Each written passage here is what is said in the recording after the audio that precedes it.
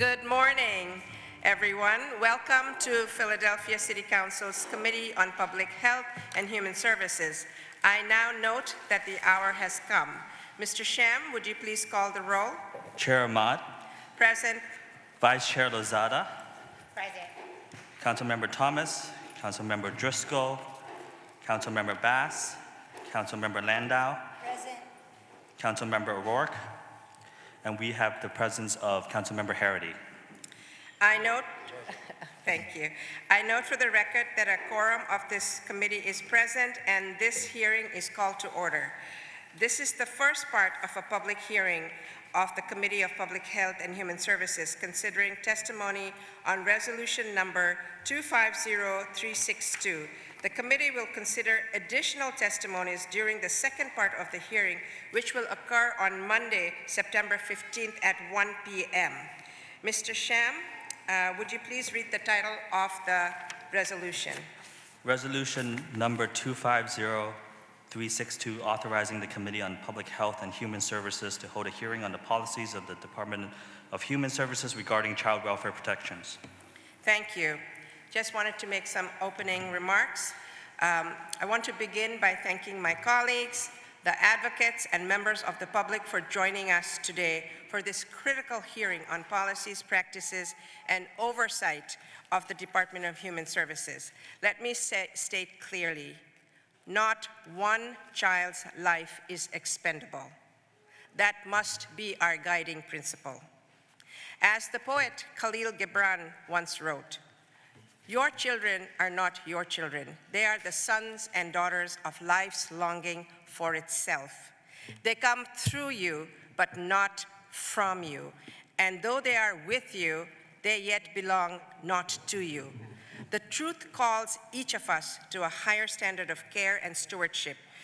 When families interact with DHS, often during their most vulnerable moments, we have a sacred obligation to ensure those interactions are rooted in dignity, compassion, and accountability.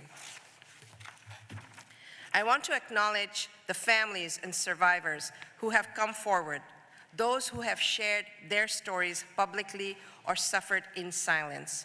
Your courage in speaking out has brought us to this moment. We see you, we hear you, and we are here because of you. The recent investigative reporting by the Philadelphia Inquirer uncovered systemic failures and raised deeply disturbing questions about how DHS and its contracted agencies are functioning.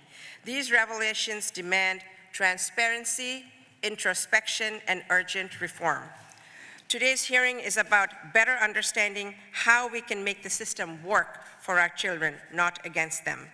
We are here to ask difficult but necessary questions to ensure that no child falls through the cracks. We must confront the hard truth.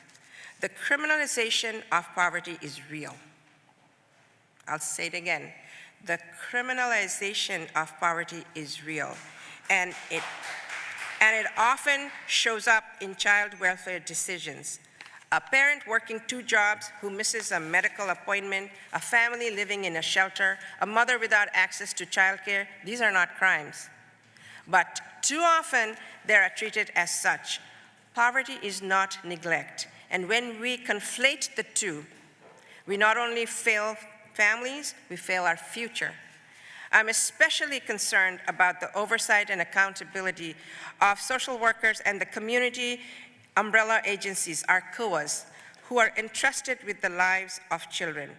Once a child is in their care, there's a legal and moral duty to ensure that the child is safe, supported, and receiving the highest standard of care. We recognize social workers often operate in high-pressure, under-resourced environments. Many report feeling overwhelmed, overworked, stressed, and unsupported. This is a profession. This is actually not a profession, it's a calling rooted in service, care, and protection. With that comes great responsibility.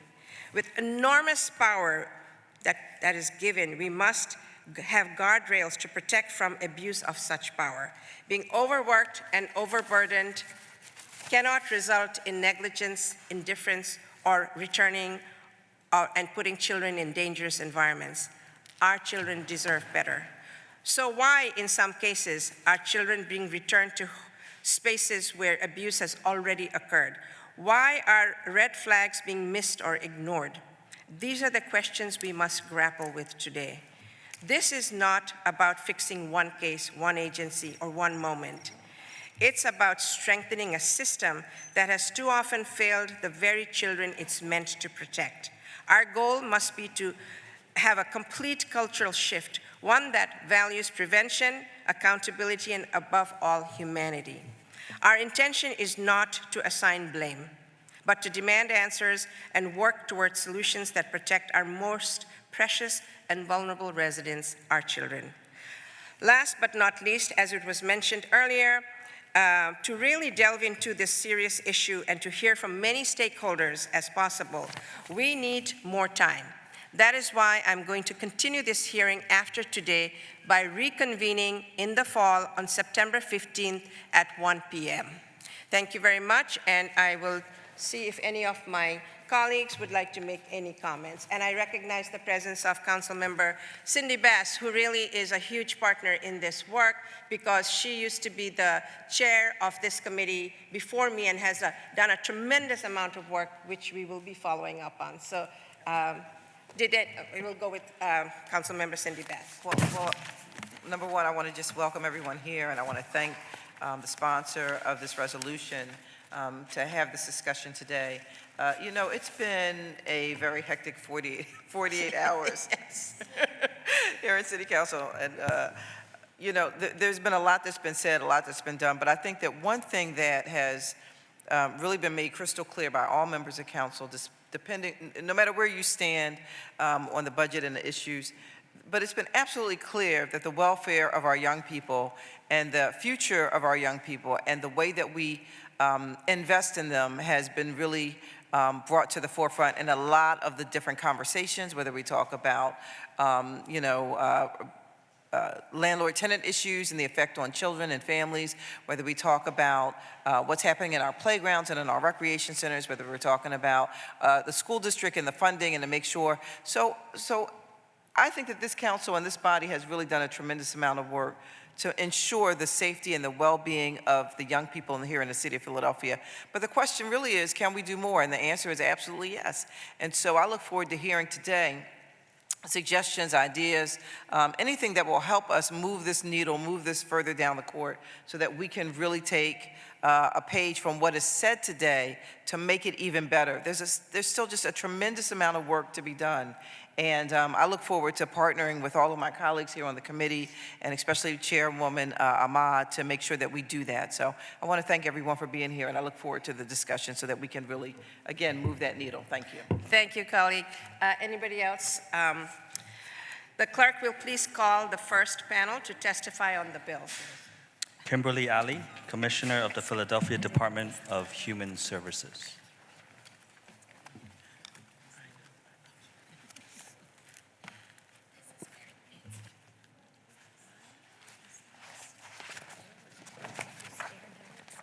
Not me, this is DJ. Not me, thank you. I didn't make it. I was like, I ain't got this, but you have to talk about that. The fact we have no money.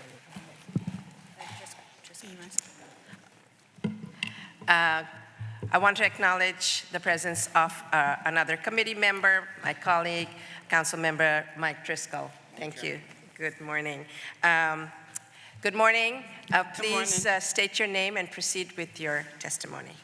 Yes, Kimberly Ali, A-L-I. Good morning, Chair, Councilmember Dr. Nina Ahmad, Vice Chair, Councilmember Ketsi Lazada, and members of the Committee on Public Health and Human Services. My name is Kimberly Ali, and I'm the Commissioner of the City of Philadelphia Department of Human Services, DHS. With me today are Samuel B. Harrison III, Deputy Commissioner for Child Welfare Operations, Nadine Parisi, Chief Financial Officer, as well as other members of my team. Today, we have been asked to provide testimony on Resolution Number 250362, introduced by Councilmember Dr. Ahmad, on the policies of DHS regarding child welfare protections. The resolution asserts that the child welfare model in Philadelphia is not meeting its goal of improving outcomes for children. Respectfully, we disagree. I am hopeful that my testimony today will demonstrate that outcomes have actually significantly improved over the past several years. While there is always more work to do, I am grateful for the support of our Mayor, Sherelle L. Parker, City Council, and the community as we continue to improve outcomes for children and families. The field of child welfare is an incredibly complex discipline because professionals are required to make daily decisions that significantly impact the lives of children and families. The amount of critical thinking, assessment, and decision-making that is required to do this job well is not taken lightly. Therefore, DHS makes ongoing investments in staff, policies, and practices, all with the sole purpose of protecting children and youth and stabilizing families. In order to show the marked improvements, DHS embarked on a huge system transformation after the horrific death of Danielle Kelly exposed severe challenges in Philadelphia's child welfare system. A panel of experts convened by former Mayor John Street made 37 recommendations, and among them found that the existing child welfare system in Philadelphia lacked a safety model of practice, compromised accountability due to blurred roles between DHS and provider case managers, and that DHS lacked a presence in the community. After several years of community and stakeholder engagement, Improving Outcomes for Children, or IOC, was developed, and the first community umbrella agency began servicing families in 2013. The goals of IOC are: more children and youth are maintained safely in their own homes and communities, more children and youth achieve timely reunification or other permanence, a safe reduction in the use of residential placement, and improved child, youth, and family functioning. CUAs were fully implemented in 2015, and in that same year, state legislation changed the Pennsylvania child abuse laws in multiple ways, including expanding the definition of child abuse and expanding who must report abuse. These changes in law caused the increase in the number of reports into the DHS hotline, an unprecedented number of investigations, and an increase in the number of children and youth receiving mandated child welfare services. Nationally, most reports that are called into child abuse hotlines are reports that contain allegations of neglect versus abuse. This is also true in Philadelphia. DHS operates a 24-hour, 7-day-a-week child abuse hotline that receives almost 35,000 calls a year. All social workers have a bachelor's degree at a minimum, and all supervisors have a master's in social work. Hotline staff utilizes a standardized assessment tool to gather information to prioritize the safety of children when child abuse investigations is warranted, while diverting children and families in need of prevention services. Annually, DHS hotline staff divert from formal child protective services between 50 to 60% of the reports that they receive. During the last 2 fiscal years, community-based prevention providers serviced over 3,000 families, equating to over 6,000 children in their own homes and communities by offering supportive services to meet their individualized needs. DHS focus on prevention and stabilizing families is also evident by the number of children and youth that the CUAs serve in their own homes and communities every day.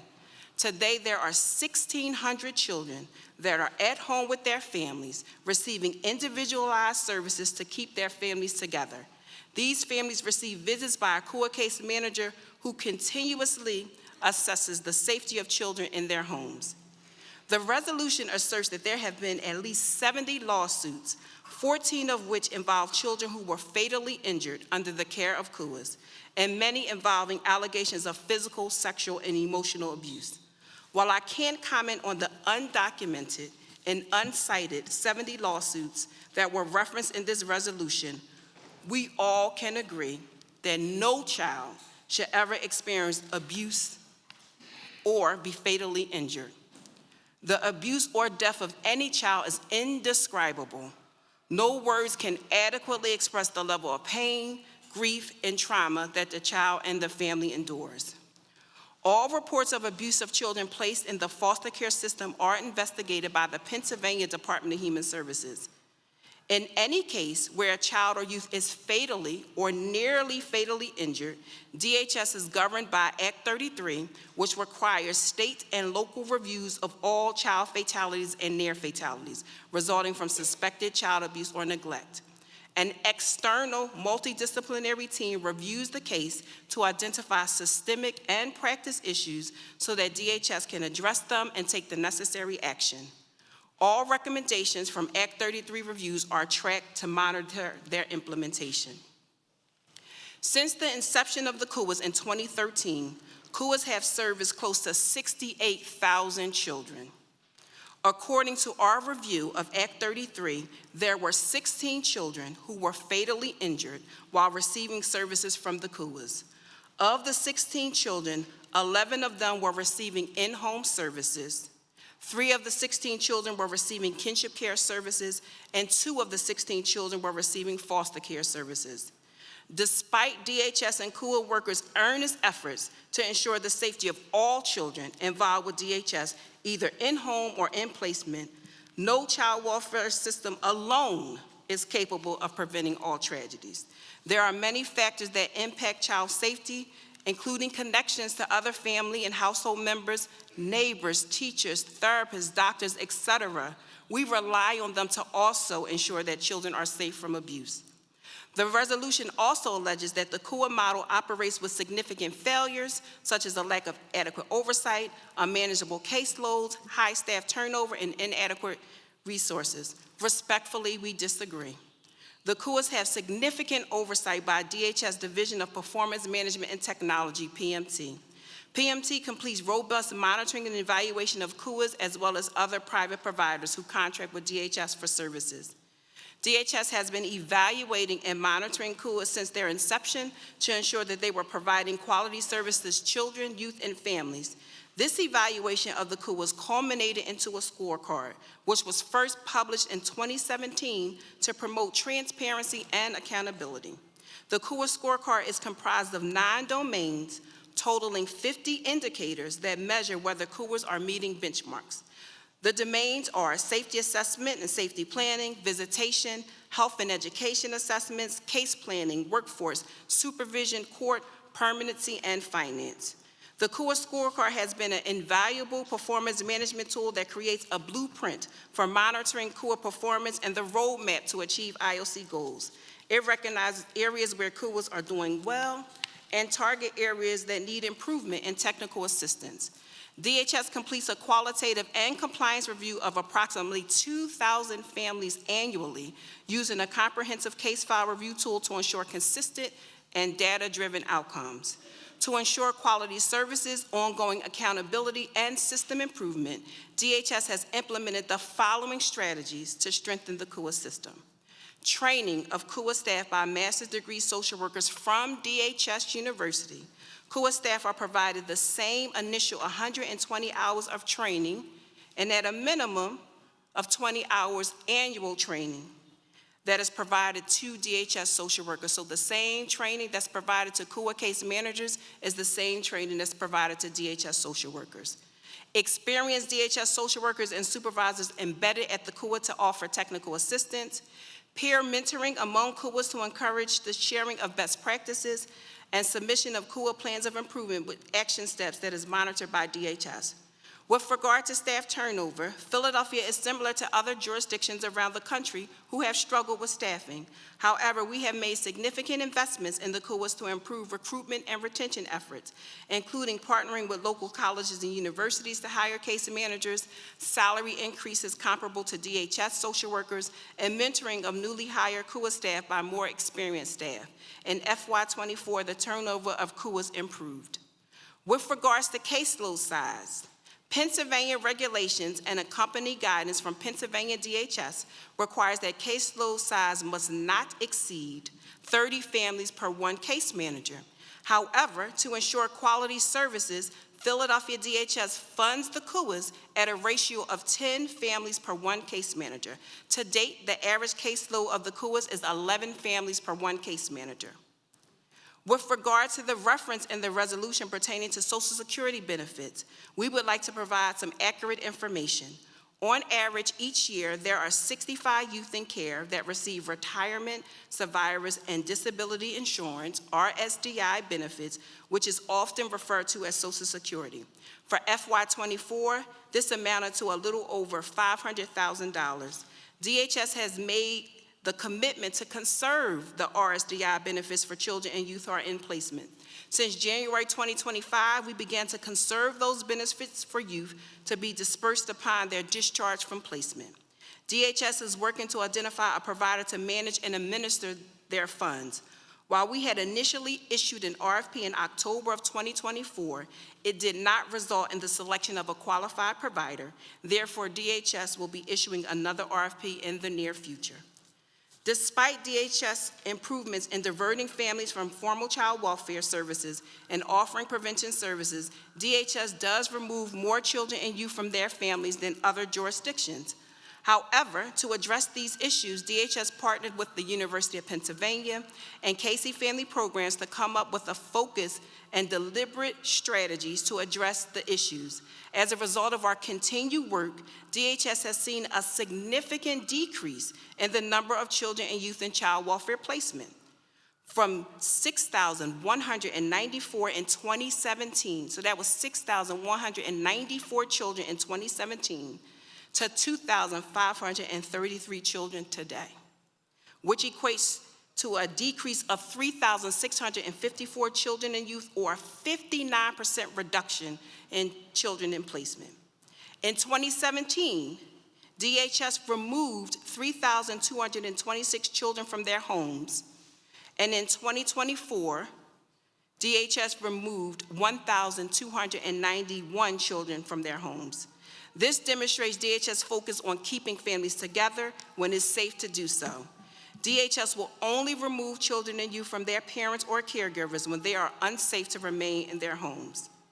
In order to address the disproportionate number of Black children in the child welfare system, DHS has partnered with the Center for the Study of Social Policy to implement strategies to address this issue, including the development of a supplemental mandated reporter training, the training of DHS staff, providers, and mandated reporters on supplemental training, which will begin in July of 2025, revising DHS policies with a racial equity lens, and the expansion of the Philly Families Can Support Line that will connect families to resources when there is a service need. DHS continues to work with stakeholders through a local leadership roundtable chaired by Administrative Judge Walter Olszewski and the DHS Commissioner. The roundtable consists of family court judges and hearing officers, child and parent advocates, representatives from the School District of Philadelphia and Community Behavioral Health, community-based providers, and DHS, to name a few. The roundtable agrees on areas of focus. We have prioritized the Family Engagement Initiative, which is a strategy among the courts, DHS, and CUAs, city solicitors, and parent and youth advocates to engage with families to stabilize their crisis in order to keep children and youth in their own homes, or when placement is the only option, to place them with kin. Additionally, the roundtable has also prioritized behavioral health as well as strategies to improve reunification. Generally, the focus of child welfare is on its challenges, and rarely on all of the work that is done every single day by dedicated social workers and case managers to serve families, such as the 529 children who were reunified in 2024 until present, the 1,000 children during the past fiscal years who, as a result of receiving a crisis rapid response meeting, remained at home with their families, the 102 young people, 95 from high school, 7 post-secondary, who are graduating this year, and the 83 who graduated from high school last year. The 900 children and youth whose parents received concrete supports through DHS Emergency Fund, preventing their removal from their homes, and the DHS nurses who have saved lives while completing home visits alongside the CUAs and DHS. In closing, DHS continues to assess the child welfare system to build on its strengths and address its challenges. While we understand that members of the committee may have questions about specific cases, I just want to caution that under Pennsylvania Child Protective Services law, I am legally obligated to protect the confidentiality of children and families served by DHS. Therefore, I will not discuss specifics of any cases. That being said, my team and I will be happy to answer any questions. Thank you. Thank you so much for your extensive testimony with a lot of good data. I'll ask a few questions and then have my colleagues ask questions as well. Of the 16 children who suffered fatalities, what did you learn that you have? First of all, why did that happen if you have so much wraparound services, so much oversight? Could you tell us why 16 children fell through the cracks? You just said no one mentions the good work you do, we're always focused, because death is final, we have to focus on that. It doesn't mean that we disregard all the work that is being done, but one death is one too many. I cannot underscore that enough. And there are near deaths that we're not talking about, right? This is 16 children who died under DHS care. So the gravity of that is what we really want to address. And what did you learn that actually made a difference and a change in your system to, at least in those 16 cases, those specific instances, should have made changes that those circumstances would never happen again? If you could please comment on that. So first, let me certainly say that I wholeheartedly agree with you in terms of the 16 deaths, because we also agree that one death is too many. In terms of what we learned, as I indicated, the Act 33 process has consists of external stakeholders who actually review each case that comes before them very thoroughly, and then they offer a set of recommendations, either systemic recommendations or recommendations on the practice level. And so some of the things that we learned in terms of the Act 33 reviews was, number one, and implemented, was strengthening our partnership with Community Behavioral Health and Department of Behavioral Health and Intellectual Disabilities in order so that we can get parents to sign consents, and so that we can also determine the parents' history, in terms of their behavioral health needs, to connect them with the necessary services to address untreated mental health. And so the consultations are extremely important. We also learned the importance, particularly when you're talking about young people who are medically fragile. One of the reasons why we contract and have DHS nurses on board at the department is because they're able to recognize the specialized medical needs of young people. And so what they do is they actually do home visits. They do visits alongside investigating social workers and also CUA case managers, and so they can meet with the family, understand the medical needs of the young person, consult with doctors, oftentimes getting information that sometimes is difficult for us to obtain. And then they do a treatment plan with the parent, and then they'll do ongoing visits depending on the needs of the parents. So that was huge as well. The other thing that we've learned, we actually had to add to the Act 33, we actually had to add a toxicologist, because we were also seeing young people who had ingestions, right? So ingestions due to pills maybe falling, on the floor, so they were unintentional ingestion. So we added some additional expertise at the Act 33 table. We learned the importance of partnering with some of our colleagues. So partnering, for example, with the courts. We partner with the courts. This is one of the reasons why we rolled out the Family Engagement Initiative, is because we did want to get ahead of the crisis and to meet with families, to have them bring their informal supports to the table, other team members, so that the family can walk alongside us to develop a plan so that they won't have any further involvement. And so it's with the courts, it's also with parent and child advocates, with DHS and CUA staff. So that's another thing that we learned as a result of the Act 33s. I will say this, Act 33s does look at safety science in that we want to identify systemic issues. There are individualized practice issues that are identified, and when those are identified, we also do specialized training. So we do training with CUA case managers, with DHS staff, so that we can enhance their skill. We also do case studies, and so we will redact the information. We bring social workers in the same room, supervisors in the same room, and we review cases, Act 33 cases and other cases, so that we can also learn from that. So those are some of the things that we've learned. So obviously you do that learning after each sad incident has happened. So of those 16, are there similar issues in them, or they're each one should be different? If you've learned from the first one, then those things could never happen again, right? Because you've made adjustments. So when you look at the 16 across the board, were there issues that were the same in all 16, or were they all separate, disparate, incidents that led to those deaths? Yes, some of them had common themes. I wouldn't say that all 16. So the information that I just provided in terms of some of the things that we learned at the Act 33 team certainly was some recommendations that came out of these 16 and other reviews, because CUAs were not active on all of the cases. CUAs are actually active on a small percentage of the cases that result in the Act 33.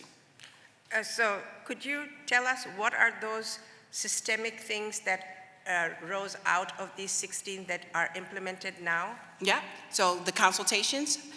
So the consultations in terms of understanding the behavioral health needs of the parents or the caregivers. So that certainly is something that we learned. And so we do have CBH case managers that are co-located at DHS to review the behavioral health history, and we also have them embedded at the CUAs, and so we do consults with CBH care managers in order to get an understanding of the mom's behavioral health needs, or the father's, whoever's the caregiver's behavioral health needs, so that we can walk alongside the parent to offer them the appropriate services, and so that is also huge. We also have CBH case managers who are also in court, so they are in court so that they can be a resource for the judges, a resource for the advocate community, so that we can get families connected to behavioral health services as well. So that's one. Thank you. Just want to switch, and then I'll open up the floor.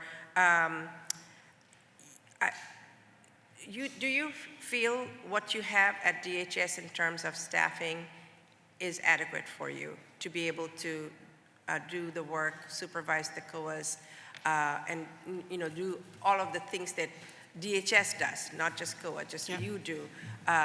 Do you have adequate staffing? Because we're going to hear from actual DHS workers. So I want to make sure that we're aligned in knowing you're saying, is it adequate or not, and how are they feeling? Yeah. And so I will say, in terms of, if you look at the overall DHS staffing, yes, we have adequate staffing. We have the infrastructure in place to also monitor and evaluate the CUAs, and then also do some other support functions. Where we do struggle with staffing is really in our investigations. Doing child abuse investigations of abuse and also of neglect is very difficult work, challenging work, and very taxing work. And so that's where we have some vacancies. My mandate is always going to be the protection and the safety of children and youth. And so investigating reports of abuse and neglect is DHS's #1 priority. However, in order to address the issue in terms of retention, in terms of investigations in particular, about a year ago, we actually changed our model. And so again, just learning and trying to improve strategies.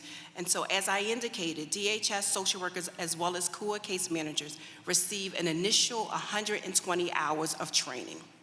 That's their initial training. So before they receive any cases, they are trained by DHS University. After the training, they will go directly to their unit. So they will be supervised, they will shadow, they will receive a phased amount of investigations, And what we found was that was not working. And so we actually changed and we identified what we call our bridge units. We identified supervisors who have the ability to educate and train, to do the administrative function, to be compassionate, to be understanding, to walk alongside new employees. And so we implemented that about a year ago. And so we have found significant improvements in terms of the retention. It is very difficult to get your first investigation beyond your shadowing and knock on someone's door to engage them. Yeah, absolutely. It's very, very hard work. So in terms of the caseload for investigators, how is that determined? And what is the current caseload for investigators? So DHS investigators are able to receive 9 new investigations each month. Whoa, that's So a lot. we believe is a lot. Yeah. Which is why when I talked about in terms of the investigation, social workers is our greatest need, because we want to bring them down, have sufficient enough staffing to bring them down to 7. We achieve that during the summer months because reports are seasonal. And so during the months of June up until around November, they receive less reports, but around December is when they start receiving their complement of 9 cases. I want to be extremely transparent. There are times that I have to assign a 10th report to our investigator, or also utilize the staff that I talked about that are embedded in the CUAs. They are some of our most seasoned social workers, and so I will pull them so that they can do investigations, because my #1 priority is to ensure that young people are safe. Do you find the pay scale for our investigators is adequate when you compare it to other peer cities? I would say Philadelphia, in terms of our pay scale, yes. It's comparable, if not more than other cities. However, there are negotiations that are underway. So I'm thinking the union may talk about that, in which we are looking at paying investigators more than we do some of our support staff. So you have vacancies in the investigative staff Yes. area? Okay, so that's why, the reason I'm asking this is, in your FY26 budget, there was a $3.15 million decrease in Class 100 in employee compensation. And it seems that there was some movement of those positions to the education department of the mayor. So please explain why we would lose very important staffing and $3.15 million that could be used to add to the investigator salary to make sure we can hire people, high quality, highly trained people who are sufficiently and adequately compensated. We don't understand, because you're asking for less money this time. You want me to start? I just wanted to start in terms of the positions that are moving over to the Mayor's Office of Education. I believe it's either 43 or 46. I can't remember the exact number.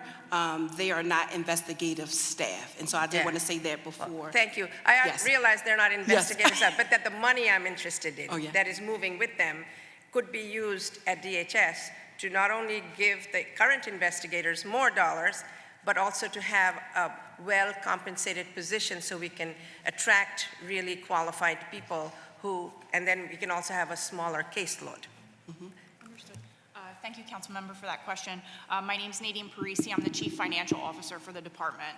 So the funding that went along with those positions was actually not part of the core DHS budget, so it wasn't funded through the state. So that was beverage tax funding that then moved with those positions. I'm sorry, could you repeat that? Sure. So that wasn't, I'm sorry.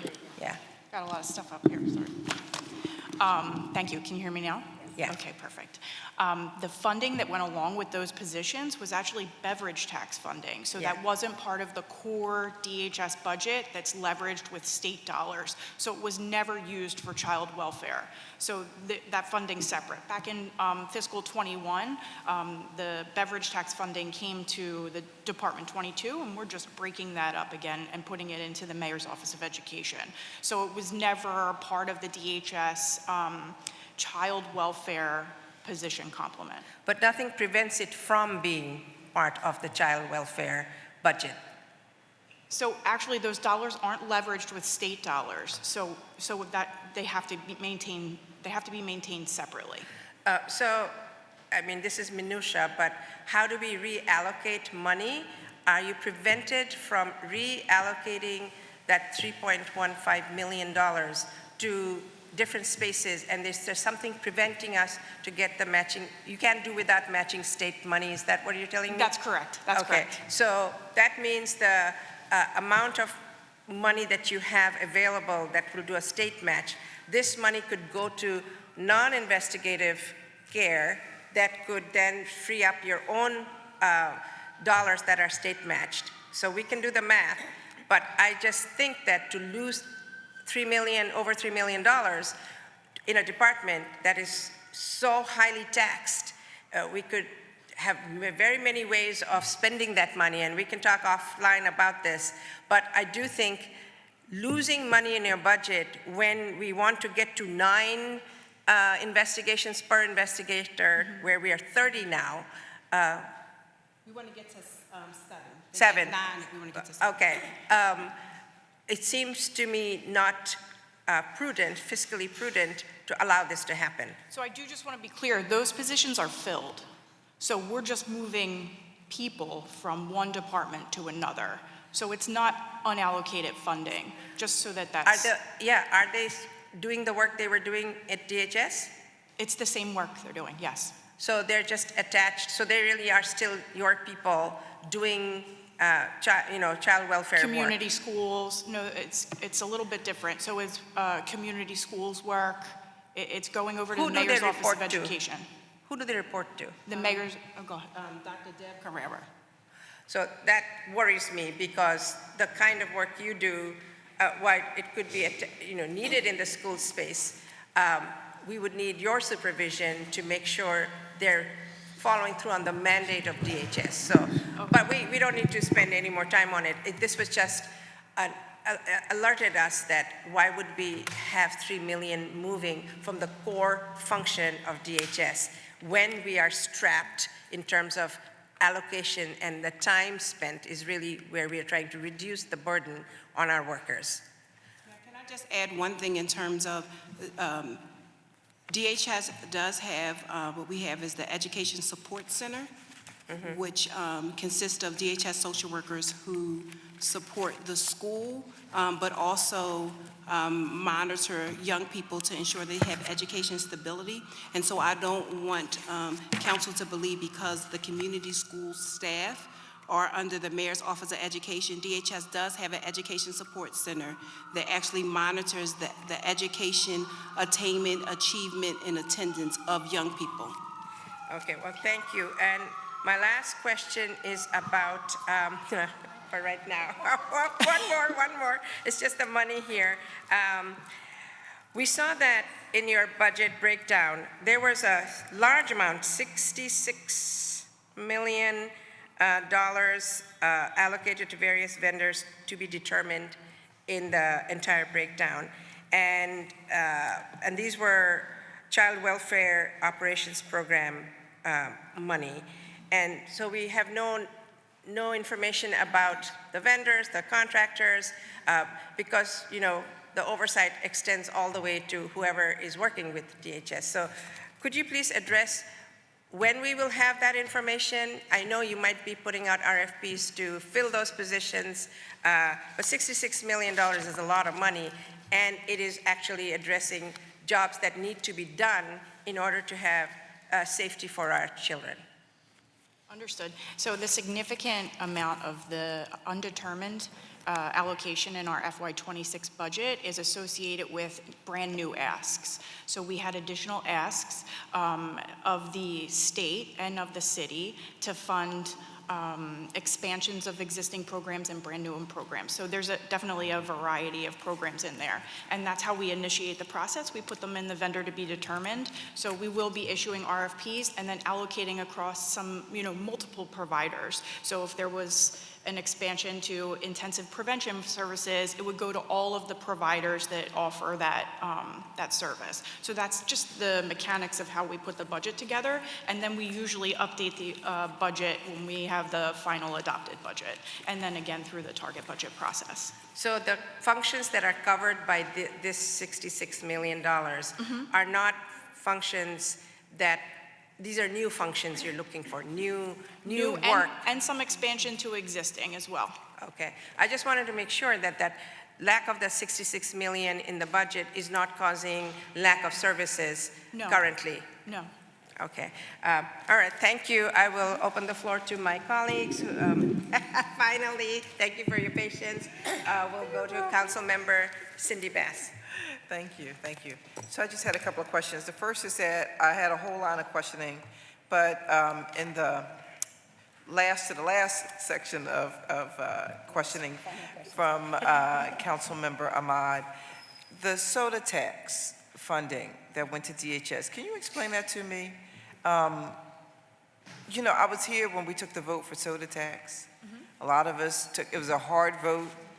We said we were paying for libraries and recreation centers. We were paying for community schools, and you know, those sorts of and pre-K. And so, please explain how this funding was sort of woven into DHS, because you know, I could sort of see down the road how it might be crafted into the DHS budget, but it is a significant amount. And although we want to make sure that DHS is fully funded as much as it needs, I also want to make sure that when we promise the public that we're going to do something, that we actually do it. There was a lot of controversy about the soda tax vote. A lot, like I said, was a very hard vote. And so people were expecting, you know, a lot that never happened. And your comment suggests that some of my fears that money was diverted to other places for other things through a sort of like a stretch. Well, if we look at it this way, then it's kind of, you know, we could use soda tax money for this, or we could use soda tax money for that. Can you talk about, like, how did that make its way into the DHS budget in the first place? Because that wasn't what was sold. And I do want to recognize that that was not under this administration, this mayoral administration. It was under a previous administration. So, but if you could please speak to that. Sure, Council Member. What I will say is that while some of that funding ended up in Department 22, which is DHS, the programs that it funded never really changed. So a significant portion went to PHL Pre-K, which still exists in the department. Okay. However, all of the funding is maintained there. So we still fund all of the positions, the city positions, as well as the PHL Pre-K program and the supports that go along with that. So how is DHS connected to PHL Pre-K? I don't know. So how we are connected in terms of programmatically is that we like to prioritize the slots for the young people who become known to the Department of Human Services. Okay. And so any 3-year-old and 4-year-old, in order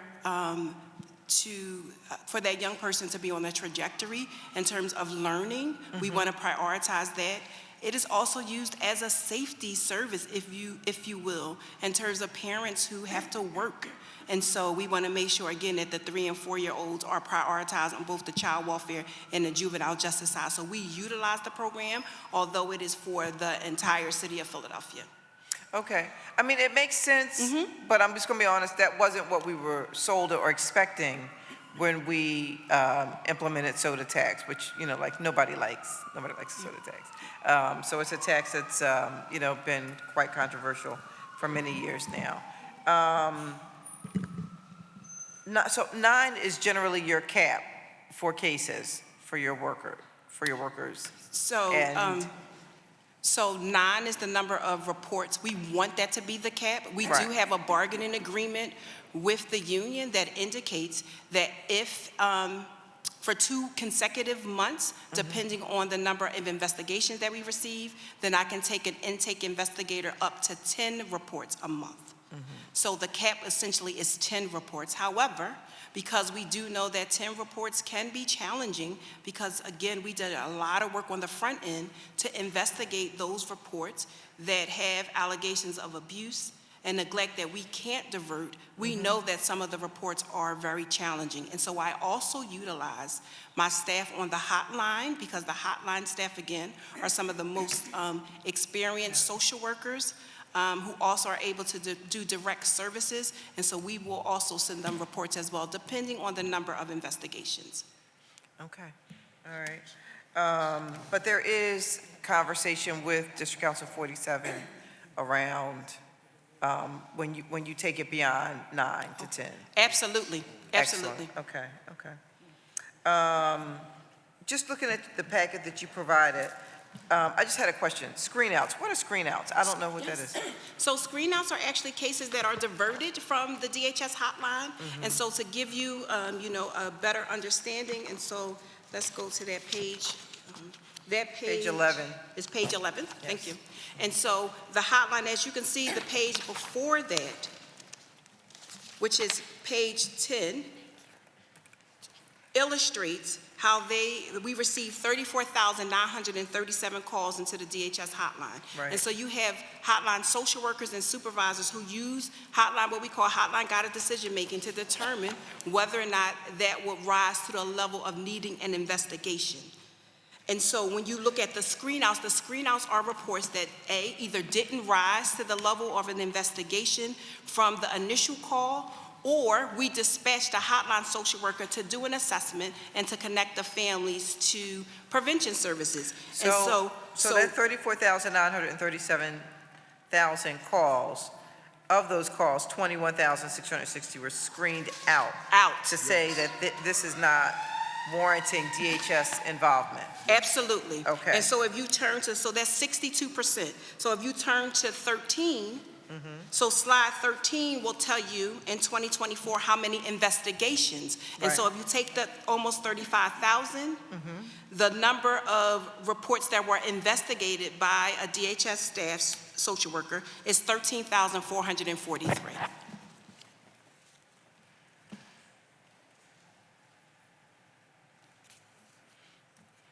Okay, I'm sorry.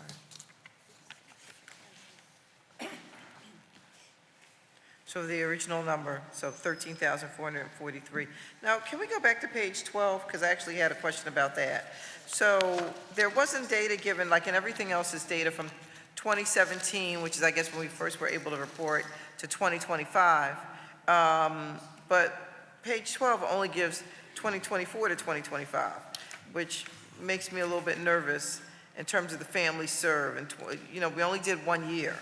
So why is there not a sort of like a diagram here that shows how many families we've been serving since 2017, 18, 19, and so forth, up until now, as there is for the other documentation given? So these are actually families served in diversion, and so they are families served in our prevention services, so not informal child welfare services.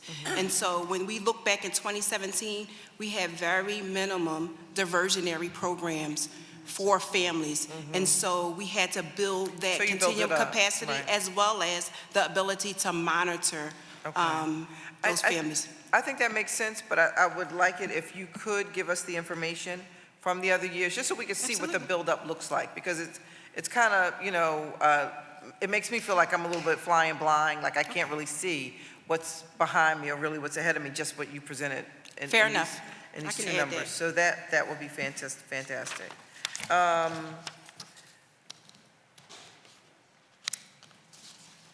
This is a question probably just that, I as a district council member,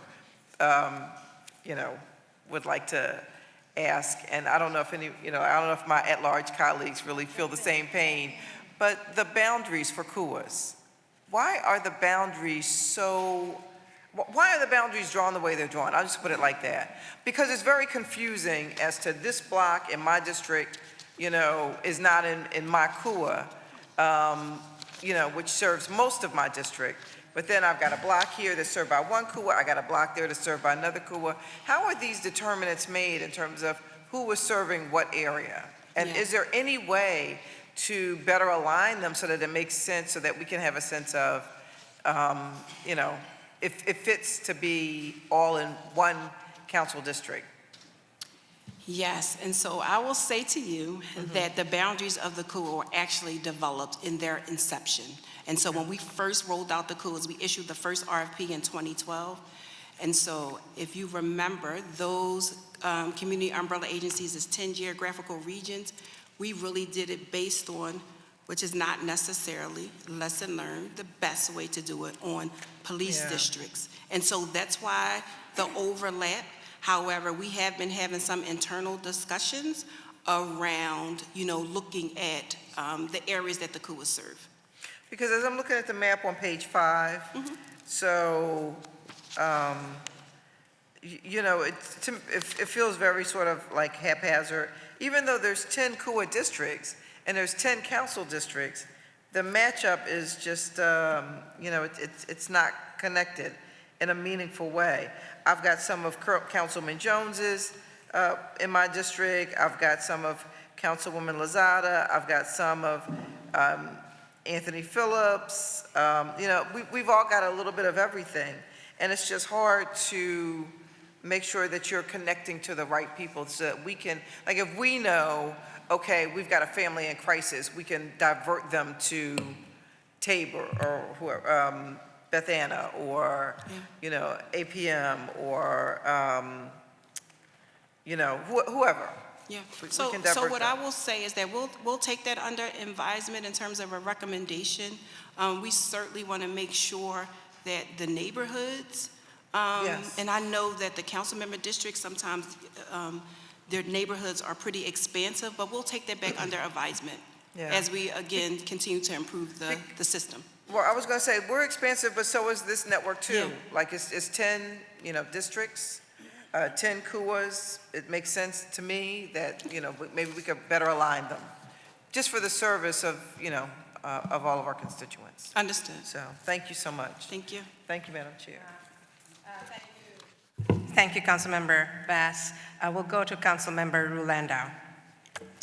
Thank you. Thank you so much for being here. First question, just a clarifying question, because I don't work in this area at all. On slide 16, or a few slides, 13 through 16, what does entry rate mean? So the entry rate speaks to the number of young people who actually are removed from their homes. Gotcha. Thank you. Excuse me. I wanted to know, I know under your leadership that DHS has reduced the number of children in placement to historic lows. In general, we know that family separation is traumatic, and children do the best when their families are given the support they need to stay together. How have you been able to accomplish this reduction, and what are your plans for the future? How might a reduced placement population help to address some of the challenges the COAs have experienced? And in particular with that question, I think one thing that would be helpful is for us to understand more, what does it mean for this investigation? My understanding is that the criteria that DHS uses in order to go out and responding to a call, these are state regulations, right? Of what you're looking for when you go into a house that would raise an alarm to start this process, including going in the entry rate. What is DHS doing in general to, about that criteria, which I believe is highly restrictive, and to reduce more placements in the future? And how can we help? Yes. Thank you for that question. So yes, DHS in terms of investigations, we're guided by the Child Protective Services law. And so when I talk about the hotline guided decision making that is utilized by DHS social workers and supervisors, it is guided in that principle in terms of whether or not it rises to the level to meet the definition of needing an investigation. And so how we handle that in terms of why cases are actually diverted, if you will, or screened out versus how many cases are brought into the DHS hotline, investigations, is we make that distinction between child abuse reports, so CPS reports or Child Protective Services, versus GPS reports, General Protective Services, that speak about neglect, need, concrete supports, and so we make that differentiation. And so Child Protective Services reports, we tend to accept all of those reports because the allegation is that a young person was either physically or sexually abused. And so those reports do go into our investigations for a full investigation. General Protective Services reports, on the other hand, because it does have allegations around and could conflate poverty. That's exactly right. Right? Could conflate poverty, could conflate a service need. Those are the reports that we take another look at, the General Protective Services report. So as you can see, that there were 62% of the reports that come into the DHS hotline are diverted.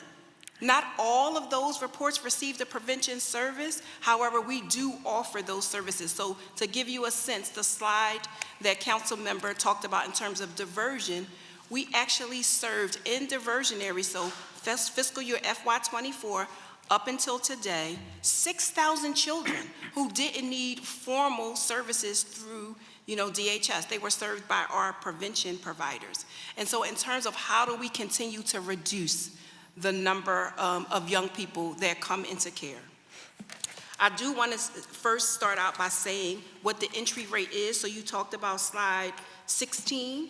So slide 16, when you look at entries or removals, so children being removed from their homes, in 2017, there were 3,226 young people who were removed from their families, which was an 8% rate. So it was meaning of the 1,000 children, 8 of them were removed. That was 2017. However, in 2024, there were 1,291, which is a rate of 4.0. So that was almost a 60% decrease. And how we look at that, number one, we don't want to accept any family who doesn't need formal child protection. We rather have them on the prevention side. So that's the first thing. We also recognize that families are their best this resource. They're their best resource, and so that's why we bring families together in family team conferences and family crisis response meetings in order so that the family can come together with a plan. So we believe that work up front. When we do that work up front around crisis meetings, we started that in 2020. So during the height of COVID, we started the Family Engagement Initiative in partnership with the courts, in partnership with the advocate community, so child advocates as well as parent advocates and DHS solicitors and COA case managers. We started that in order to get ahead of the crisis. And then since FEI, so the Family Engagement Initiative, we were able to ensure that 1,400 children remained in their own homes and communities. And so we definitely believe that that is also a contributing factor in terms of reducing placement. And so just bottom line, our focus on families, keeping families together, only removing children because we can't keep them safe. And then if we have to remove the child, place them with kin, and so that they can be with at least someone that they know. I appreciate so much your holistic look at this. I've always watched this system from afar with my other legal work that I was doing, but it is transformationally different and improved from way back in the day. I've been a seasoned lawyer. But a couple more questions. I wanted to follow up on one thing. You said some of the funding was shifted over to the education support centers. Do you meet regularly with Deb Carrera? Yes, we do. And just to compare notes, tell me a little bit more about that. Absolutely. So we definitely meet regularly, yes, to compare notes because many of the schools that are under her purview in terms of community schools. Remember how we identified those schools was really based on our conversations with the school district as well as the community in terms of schools who simply, some of those schools had the most reports that were called into the DHS hotline. And so that's how some of the schools were identified, the schools with the most need. And so the reason why we have continuous conversation is to ensure that the resources, particularly on the prevention side, is that the community schools also have access to that. Because again, we don't want a report being called into the DHS hotline. That's great. The City Council's special report calls for strengthened legal representation for parents and children, which has been a priority for your administration. Can you share more about how you've moved this forward? And I'm very interested also in the meetings that you have at court, I forget what you call them, of family engagement initiatives that are happening with the courts. I do think this is a time when everybody could take a pause and meet together. I'm really focused on this for all of our courts. We have an eviction diversion program. We're getting navigators in certain areas. It's a moment when everyone comes in and kind of heightened nervousness and fear, when it's a kind of good time to collectively come together. So I'm curious if you could tell me more about this. Yes, and so my testimony talked about the local leadership roundtable, and this is actually a strategy under the Administrative Office of Pennsylvania Courts. So the AOPC, it's a strategy to ensure that the relationship between family court judges and hearing officers as well as the child welfare entity is strengthened, so that we can come up with a common agenda and move the work forward. And so Philadelphia has been certainly utilizing this strategy for a number of years. I began co-facilitating with Judge Walter Olszewski, the administrative judge, and we meet with quarterly. So we meet with the advocate community. I named a few people: Community Behavioral Health, School District of Philadelphia, community-based providers, to set an agenda to improve the child welfare system. As I indicated, we want to continuously implement strategies, but based on data, in order to improve our child welfare system. And so one of the strategies we have is the Family Engagement Initiative that I talked about, one of the core components of FBI. So in addition to the crisis rapid response meetings, in terms of getting ahead of the crisis, it also is revised family finding to ensure that young people, if they are involved with DHS, that they have a connection. So who is your connection to, so that we can use them as a support for the young people? And then the third component of Family Engagement Initiative is enhanced legal representation.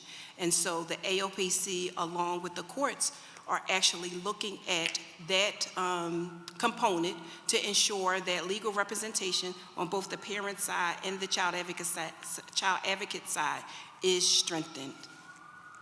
Thank you so much. Thank you, Councilmember Landau. We will go to Councilmember Ketsi-Lozada. Thank you. Thank you, Madam Chair, and thank you all for being with us this morning. I just have 2 questions.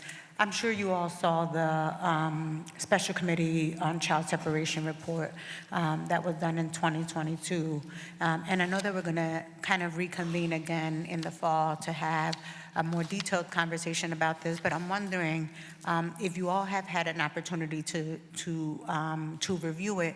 There were 2 things that kind of stood out to me. One was that during the development of this report, it mentions how state legislation and local legislation there's a disconnect at times.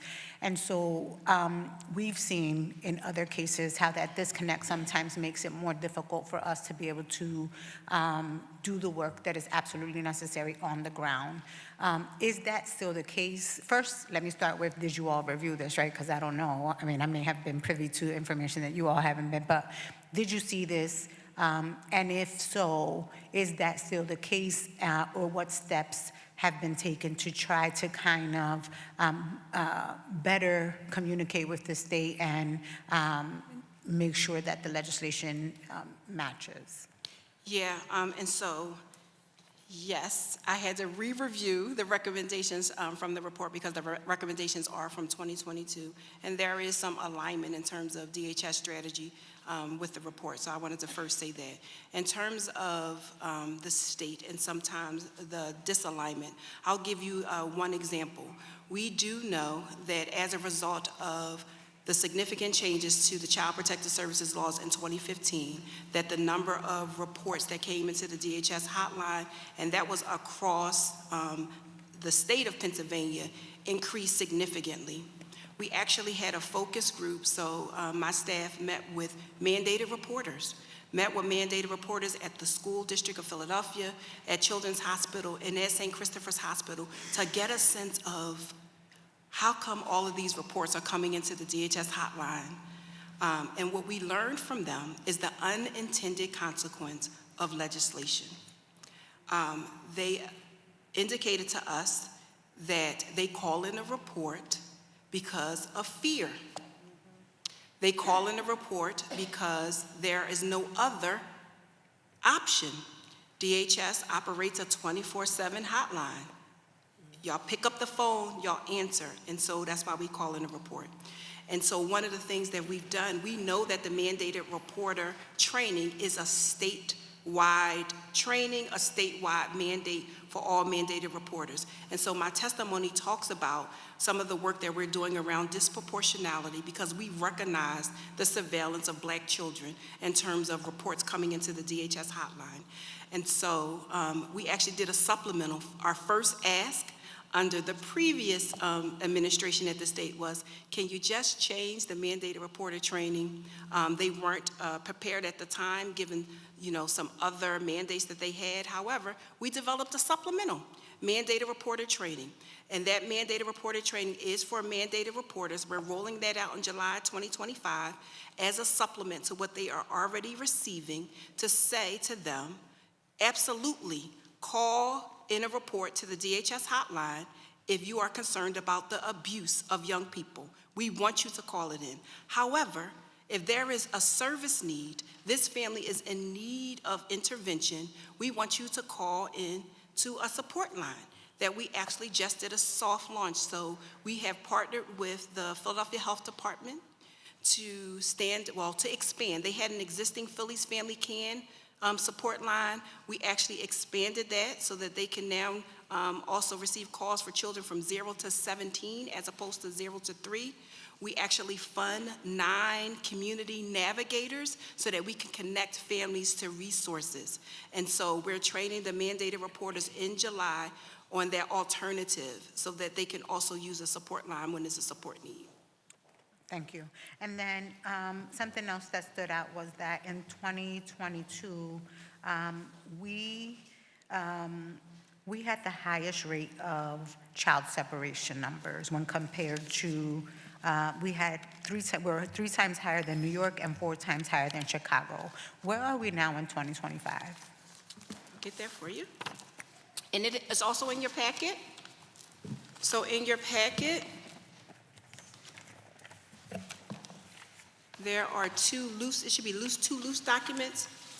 You see the loose documents that says entry rate? They're not attached to the,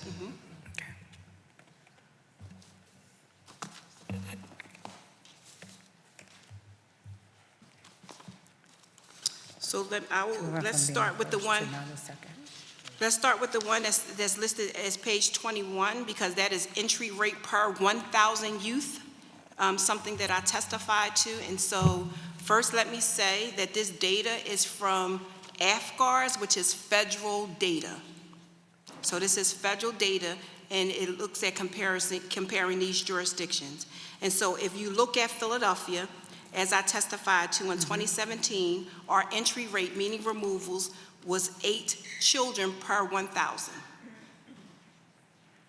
In 2022, this is federal data, it indicates that it is 3.7 per 1,000 children. I do want to do a caveat to be transparent. I testified to 4. I said that our entry rate was now 4 in 2024. And that is because we count entries as well as re-entries, and so our definitions are slightly different. And so as you can see from this chart, Philadelphia had the biggest decrease, which is consistent with our testimony.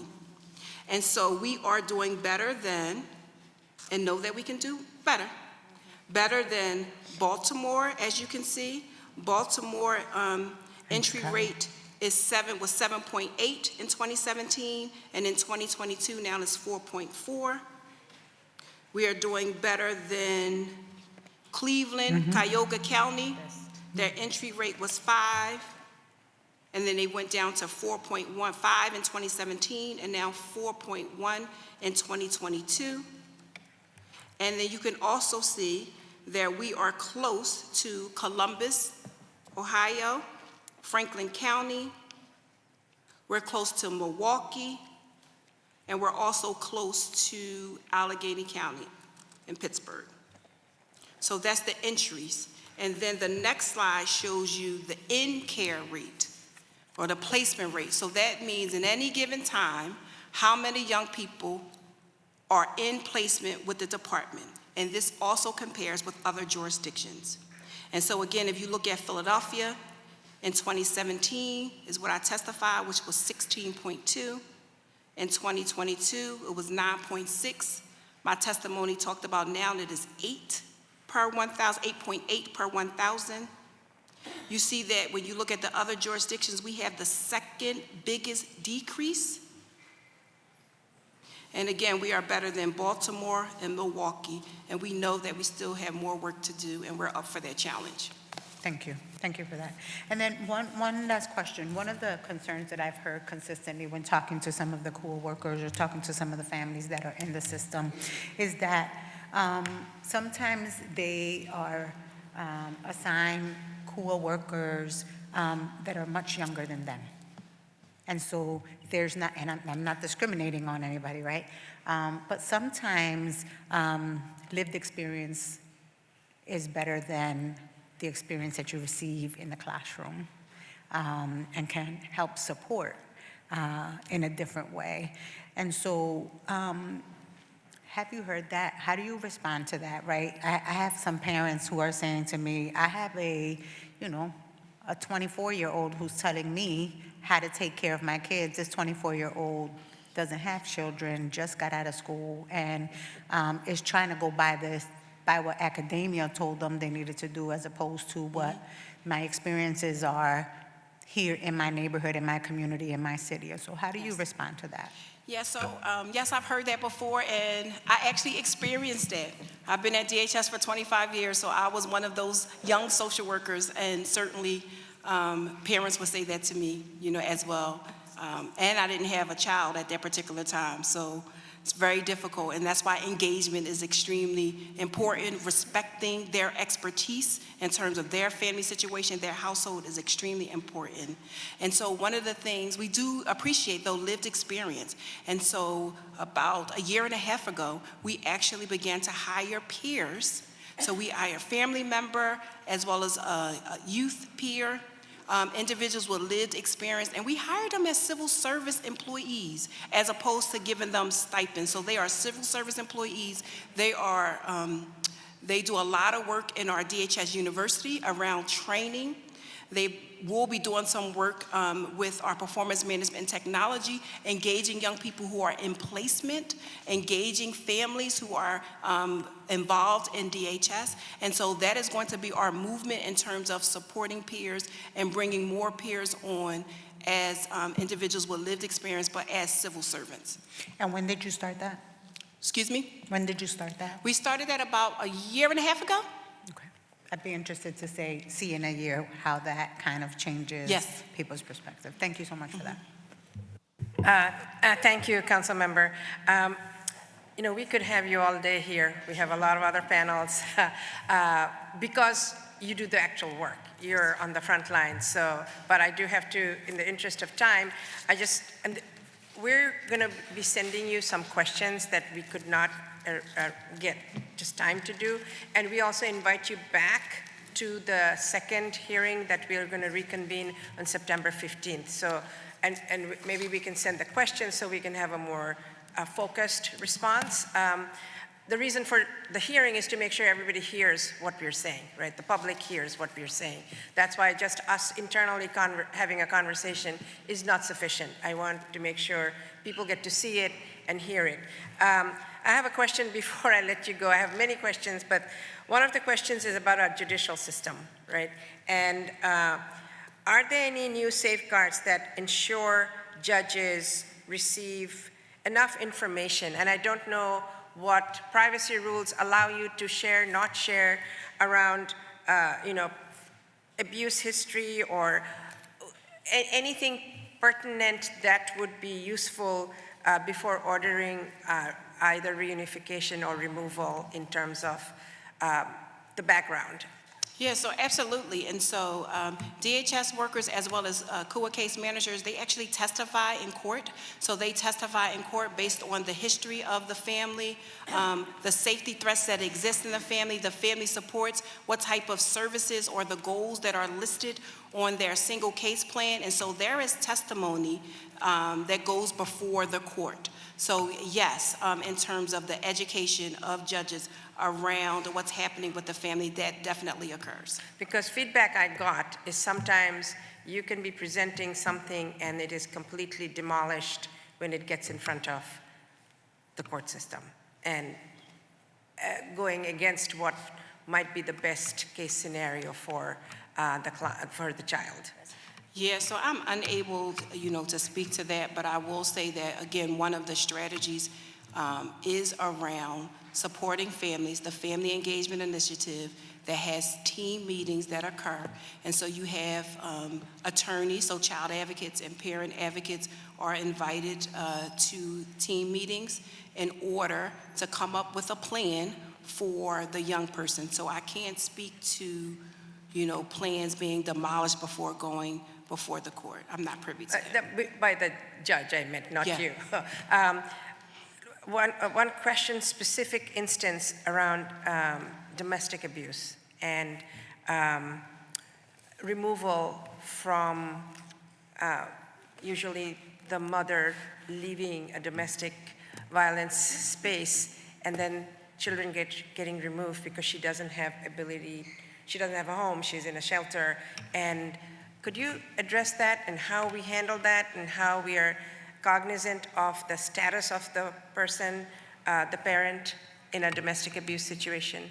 Yes, and so in terms of domestic violence, we actually have employees at DHS whose sole responsibility, because of their expertise around domestic violence, do consultations with both DHS and CUA case managers, because one of the first instinct would be for the victim or survivor, if you will, to leave the house. However, we also know that that is the most dangerous time. And so meeting and consulting with a domestic violence expert is extremely important.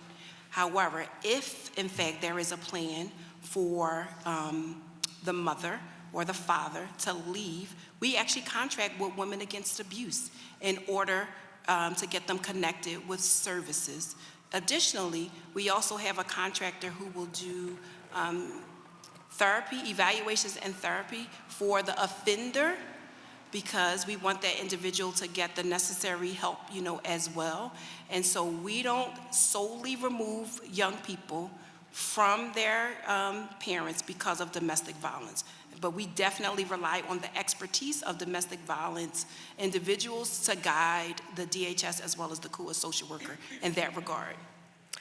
And then I wanted to ask, we don't have the state DHS here because of the brevity of time, but they'll be invited back to come in September. I wanted to understand the youth placement in the group home situation, and there was a case in 2016, and this was a particular location that was closed by the state, but DHS continued to place youth there. This was the Wordsworth program. It probably is not in existence anymore, and I'm just trying to understand what was actually let's move on from that. I think it's closed. So let's talk about Philadelphia youth who are currently in residential facilities that have received a type L violation in the past 24 months, are they still there? What is that? I'm not sure. Type.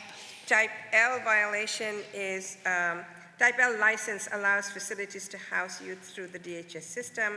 This violation would refer to incidents happening at residential facilities that foster multiple youth. And this actually pertained to a certain case. What sort of supervision do you have of those spaces?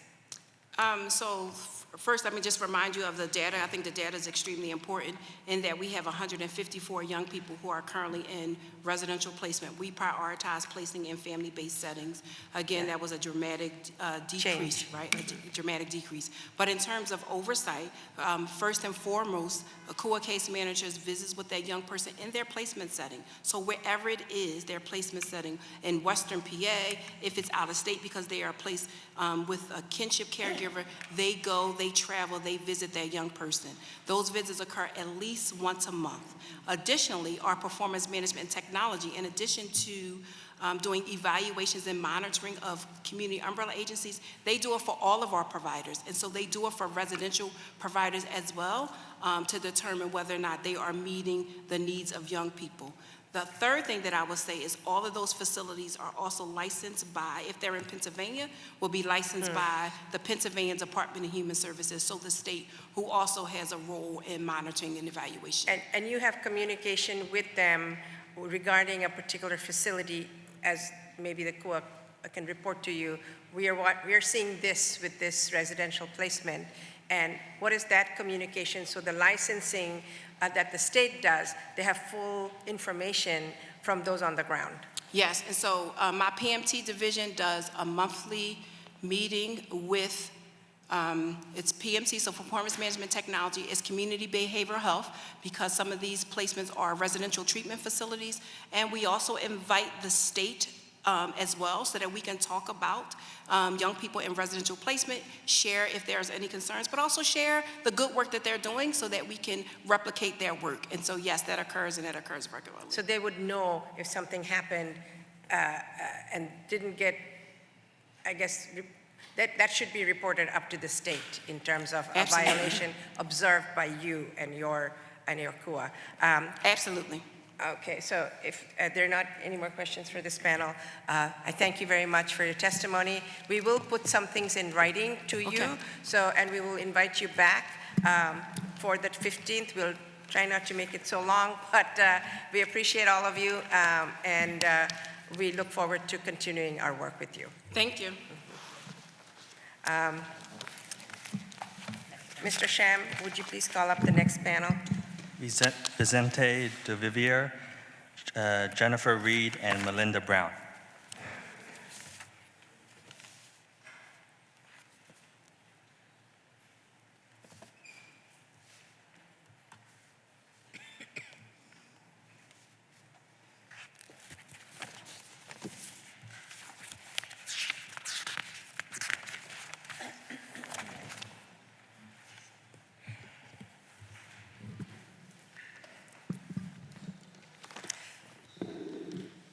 Good morning. It's still morning, 11:53. Thank you for being here, and please state your name and begin your testimony. Hi, my name is Good morning. My name is Melinda Brown, DHS Social Work Supervisor. Oh, you want to continue with your testimony? Oh, start? Oh. Yeah. Greetings, council members. My name is Melinda Brown, and I am a social work supervisor for the Department of Human Services, DHS. I have worked at DHS for 18 years. Prior to coming to DHS, I worked as a foster care provider social worker for 6 years. When I started at DHS, I was a sexual abuse investigator. My responsibilities included investigating reports of sexual abuse of children. I also worked as an investigator in our multidisciplinary team, MD2. As an MDT investigator, I would investigate new reports of abuse and neglect on cases open with COA, make my determination, and the case will remain with COA, and DHS will close out. In this role, I also investigated fatalities and near fatalities. I was later promoted to be a program analyst in our Act 33 department. While serving in this capacity, I reviewed investigations where a fatality or near fatality of a child occurred due to child abuse. I would prepare the PowerPoint that was presented at the Act 33 meeting. These meetings were originally held at the medical examiner's office, and various representatives throughout the city were a part of these meetings, such as advisory committee members, healthcare professionals, school or child care representatives, law enforcement, DA's office, mental health professionals, representatives from child advocacy centers, county coroner or forensic pathologists, DV reps, DNA reps, and DHS. The meetings aim to identify systemic issues and potential barriers to addressing child abuse and ways to improve the child welfare system to prevent future tragedies. I was later promoted to intake supervisor at DHS. In this role, I supervise workers who would investigate reports of abuse and neglect. I now serve as a bridge supervisor at DHS. When you are hired at DHS, you go through 3 months of on-the-job training, OJT, and upon completion, you begin your work at DHS. Leadership at DHS saw a greater need to fine-tune the skills of the investigations and ensure longevity and success at DHS. As a result, they created bridge units. Bridge units work with new staff upon completion of OJT for an additional 3 months to help them become successful at DHS. A bridge supervisor provides intense training to help the new worker become familiarized with investigative functions and how to integrate their newly acquired knowledge of child welfare practices in a supportive setting. During the workers' time at the bridge, they will have plenty of opportunities to shadow more experienced staff in an array of different scenarios. When the worker successfully completes their 3 months at the bridge program, their probationary period ends and they gain civil service status. Their bridge supervisor will always be a support system as they transition on to their permanent roles at DHS. The bridge program at DHS has been the answer to increase the longevity of staff at DHS. In child welfare, there is a high turnover of workers. There are issues with recruitment, issues with getting staff to stay. Workers will go from agency to agency. I have assisted in interviews for potential new hires at DHS. We could interview 40 people and be lucky if even half of these candidates start. If a worker is interviewed, they are given a potential start date of 3 months out. At that point, they may have accepted other employment or chose to remain at their current jobs. There are vacancies at DHS and at CUA. Due to a lack of some training at CUA, workers are leaving and the caseloads are either left uncovered or additional work is placed on their existing skeletal crew. When something happens, the media will fill their headlines with narratives of, once again at the hands of DHS, a child dies. This is unfair to DHS and their dedicated employees. It needs to be made clear that at this point in time, DHS handles the investigations, and once the investigation is completed, we either close out or open and refer the families to CUA. At that time, CUA takes ongoing services of the case, and DHS closes out and we are not involved. Thanks for your time and attention to this testimony. I am open to questions from the committee. Thank you. Please stay because we'll take all 3 testimonies and they'll have our questions. Go ahead. Hi, members of council. My name is Vicente de Vivier. I'm an ASFI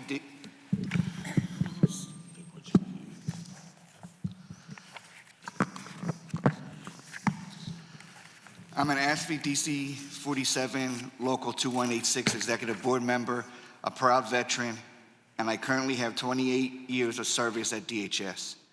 I have a variety of experiences at DHS as a worker and as a supervisor, performing different functions that directly service children and families in Philadelphia. While in a supervisor capacity during ongoing service region, I performed assessments of families' needs and safeties interventions, advocated for the rights and needs for children, ensuring they received the services most appropriate for their needs, monitored, collaborated, and documented. Our department managed numerous cases simultaneously and offered resources and guidance to families. Our unit sizes at this time were of 1 supervisor to 5 social work service managers. Currently, I'm an intake supervisor. In this role, we get reports to investigate and assess allegations of abuse and neglect directly from the hotline. Once a determination is made and a safety threat has been identified, the process to transfer the case to CUA begins. Once the case moves to CUA, they are responsible for the case planning of the family. Note, the only time DHS is brought back into an open case with CUA services if a new allegation of abuse and neglect is received through the DHS hotline. At that time, a specialty unit called MDT, which stands for Multidisciplinary Team, handles these investigations. As was stated earlier, in intake, the workers get 9 reports per month, but this does not include what we call doubles, triples, etc. Those are multiple reports that come in on the same family, but require the same exact paperwork, interviews, and documentations over again. So ultimately, a worker could get up to 15 to 20 reports, depending on how many doubles, triples come in. In addition to that, we also get what's referred to as a 10th report due to cases sitting in the queue. So in this instance, what we're told is roughly for 2 months, we'll get a 10th report. Then the 3rd month, we don't get one. Then 2 months again, we get a 10th report, and so on. All this to say, the union represented classes at DHS have a wealth of experience, knowledge, and skills. This institutional knowledge can complement and strengthen that of the CUAs. Institutional knowledge helps provide mentorship for new employees and helps pass on key information, work experiences, and support for newer employees. I believe this is vital when considering the well-being of the children entrusted to our care. It ensures clear communication, robust collaboration, and helps to ensure strong processes are in place. Thanks for your time and attention to this testimony. I'm open to questions from the committee. Thank you. Please state your name and begin your testimony. Good day, esteemed council members. My name is Jennifer Reed. It's Jennifer with a G, Reed, R-E-D. And I proudly serve as the president of Local 2186 under District Council 47. I'm here today to speak in support of an important resolution to review the policies and practices of the Department of Human Services regarding child welfare protection. I also have dedicated 25 years to child welfare. 17 of those were as a social work service manager, investigator, and then a student, and then a supervisor of social work service managers. In my work, particularly with the multidisciplinary team, I investigated complex cases and have handled some of the most complex cases involving families already known to DHS who received new allegations of abuse and neglect. Through this role, I have had firsthand knowledge and, yes, I apologize. Apologize for that. So I've handled some of the most complex cases involving families already known to DHS who received new allegations of abuse and neglect. Through this role, I have seen firsthand the systematic failures that continue to put our city's most vulnerable children at risk. There were times when it was absolutely necessary to remove children from their homes to ensure their safety. Even in those situations, I would work exhaustively to find kinship placements, family, friends, or relatives who passed criminal and child abuse clearances so that children could remain safe with familiar and supportive networks.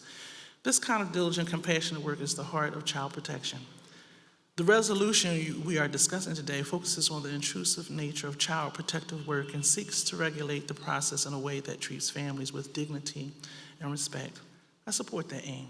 However, what is missing from the conversation is the toll this work takes on the frontline professionals who carry it out, particularly social work service managers, who often face punitive consequences from management when outcomes do not meet expectations, despite their best efforts. There is a critical need for greater oversight, not just of family engagement practices, but also of the internal systems that affect the workers themselves. Staff often work double shifts and sacrifice personal time, including time with their own families, to protect the children and youth of the city. They're consistently asked to go above and beyond, juggling unreasonable workloads, endless paperwork, and new and non-mandated requirements with little to no relief of systematic support. Our challenges are rooted in much larger issues: poverty, an underfunded educational system, widespread substance use, and looming budget cuts. These all shape the realities our families live in and the environment in which social workers must operate. If we are serious about stopping the cycles of poverty, abuse, and neglect, we must invest in resources that support families holistically and also support the workforce trying to help them. An oversight committee could serve a vital role, not only in protecting families, but also in safeguarding the well-being and professional integrity of the dedicated social work service managers and child protection workers who carry out this difficult, essential work every day. I come from a very unique perspective in that I worked many years with the Department of Human Services in addition, and now I'm working from the labor side. I wanted to say before I end my testimony that there's a lot of training that is available for many workers that come into the department. However, the department appears to be in crisis due to attrition and only 4 classes of individuals that have the opportunity to come work at the system. Then in addition to that, it's difficult to hire individuals. There's no plan or there's no pathway for promotion because the only time you can promote is that you have a social work degree to be a social work supervisor. So individuals are looking, I don't have a pathway for growth and development, so that may be a stopgap as well. So but thank you for your time and consideration. I am open for questions. I have many answers. Yeah. Thank you for all your testimony. We'll have questions for all of you. I'll start with you, Jennifer, because you're the one who just spoke. You spoke about the toll, the work takes and often facing punitive consequences when outcomes don't meet expectation. Is there a process where we could look at what could change that outcome in terms of support, in terms of systemically making sure the social worker who's being penalized has opportunity to look at the circumstances and ask for help before things go wrong? So I think it was mentioned previously, in previous testimony, there's an Act 33 that occurs Yes. with multidisciplinary individuals that participate to discuss how to approach. And so that's been done many times. And so I think out of that, a lot of systems have changed and shifted so that outcomes are more positive. That has happened. However, we cannot live with people 24/7. There's issues that happen. When individuals have come to with a family, placement or otherwise provided resources that a family could use, however, we don't live with people. There are individuals who have impulse issues. They don't necessarily understand. They don't understand child development. All right, families with their parents who don't understand child development. Sometimes that leads to obviously abuse and neglect. And so what's happened is, so that somebody is disciplined or someone has to bear the brunt of what has occurred because an issue occurred with a family. Sometimes we can't stop everything. People have untreated mental health, like was mentioned previously. People have drug issues that are not necessarily apparent when addressing or coming in contact with a family. So a lot of times when certain things happen, and specifically, I have a colleague in this very room who placed a child for safety from a mother to a biological father, and the biological father killed that child.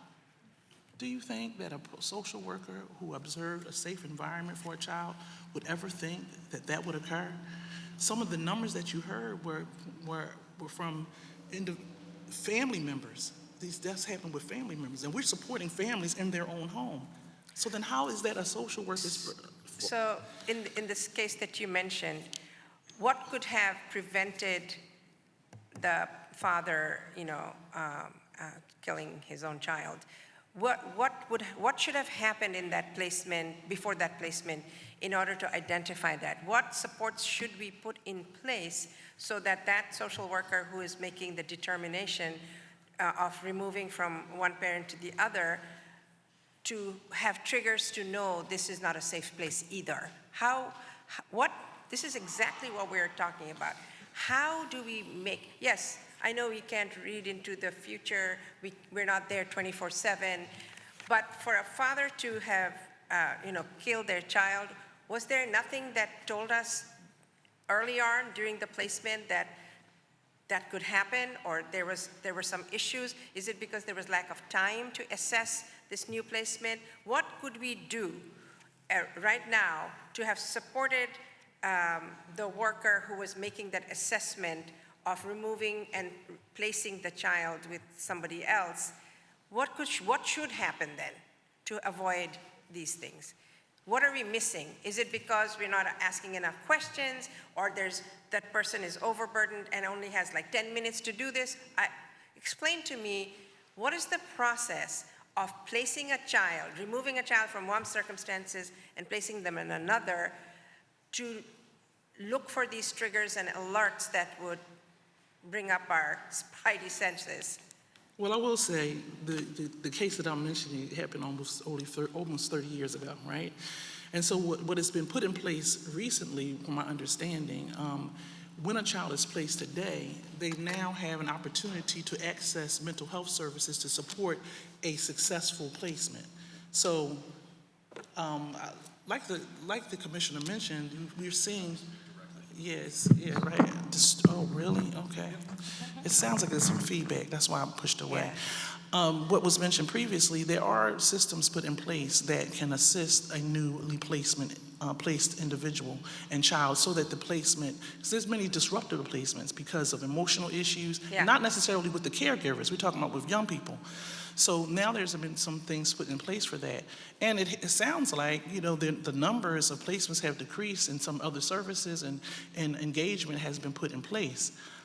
So that was, like I said, that was almost 30 years ago. But again, what my challenge is to see that it's very challenging for workers to be expected to oversee what happens in people's homes. People have lack of impulse issues, and even though the best engagement you can give, the best interview, the best services does not negate or does not stop individuals from acting unseemly. Yeah, I understand, you can't look into the future in this one hearing or assessment that you're doing, but if we had our mental health support there with the social worker, if we had quick background information on this parent, how do we create an infrastructure before we place a child somewhere, in making sure we have checked all of these things? You mentioned mental health and what, people having issues with impulse control, for example. Is there a way for us to assess that as we are placing the child, to do a real analysis of the caregiver before we place them? What do we need to do? Because impulse control probably can be spotted if there's somebody with experience who can assess that behavior right from an interview. And is that something we should be adding? And I heard mental health support and working with Department of Behavioral Health and Intellectual Disabilities. How present is that in the time of placement? And then the follow-up.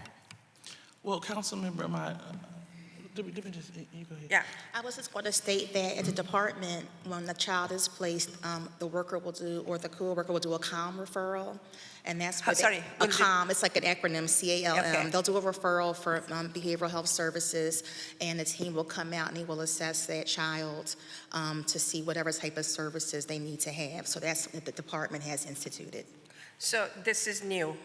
I guess within the past, couple years, I guess? Yeah, So the past couple years. So we have a comprehensive evaluation before the placement, and yet we are having these 16 deaths, right? I mean, some happened a long time ago, some happened recently. I'm just trying to understand, how do we avoid that?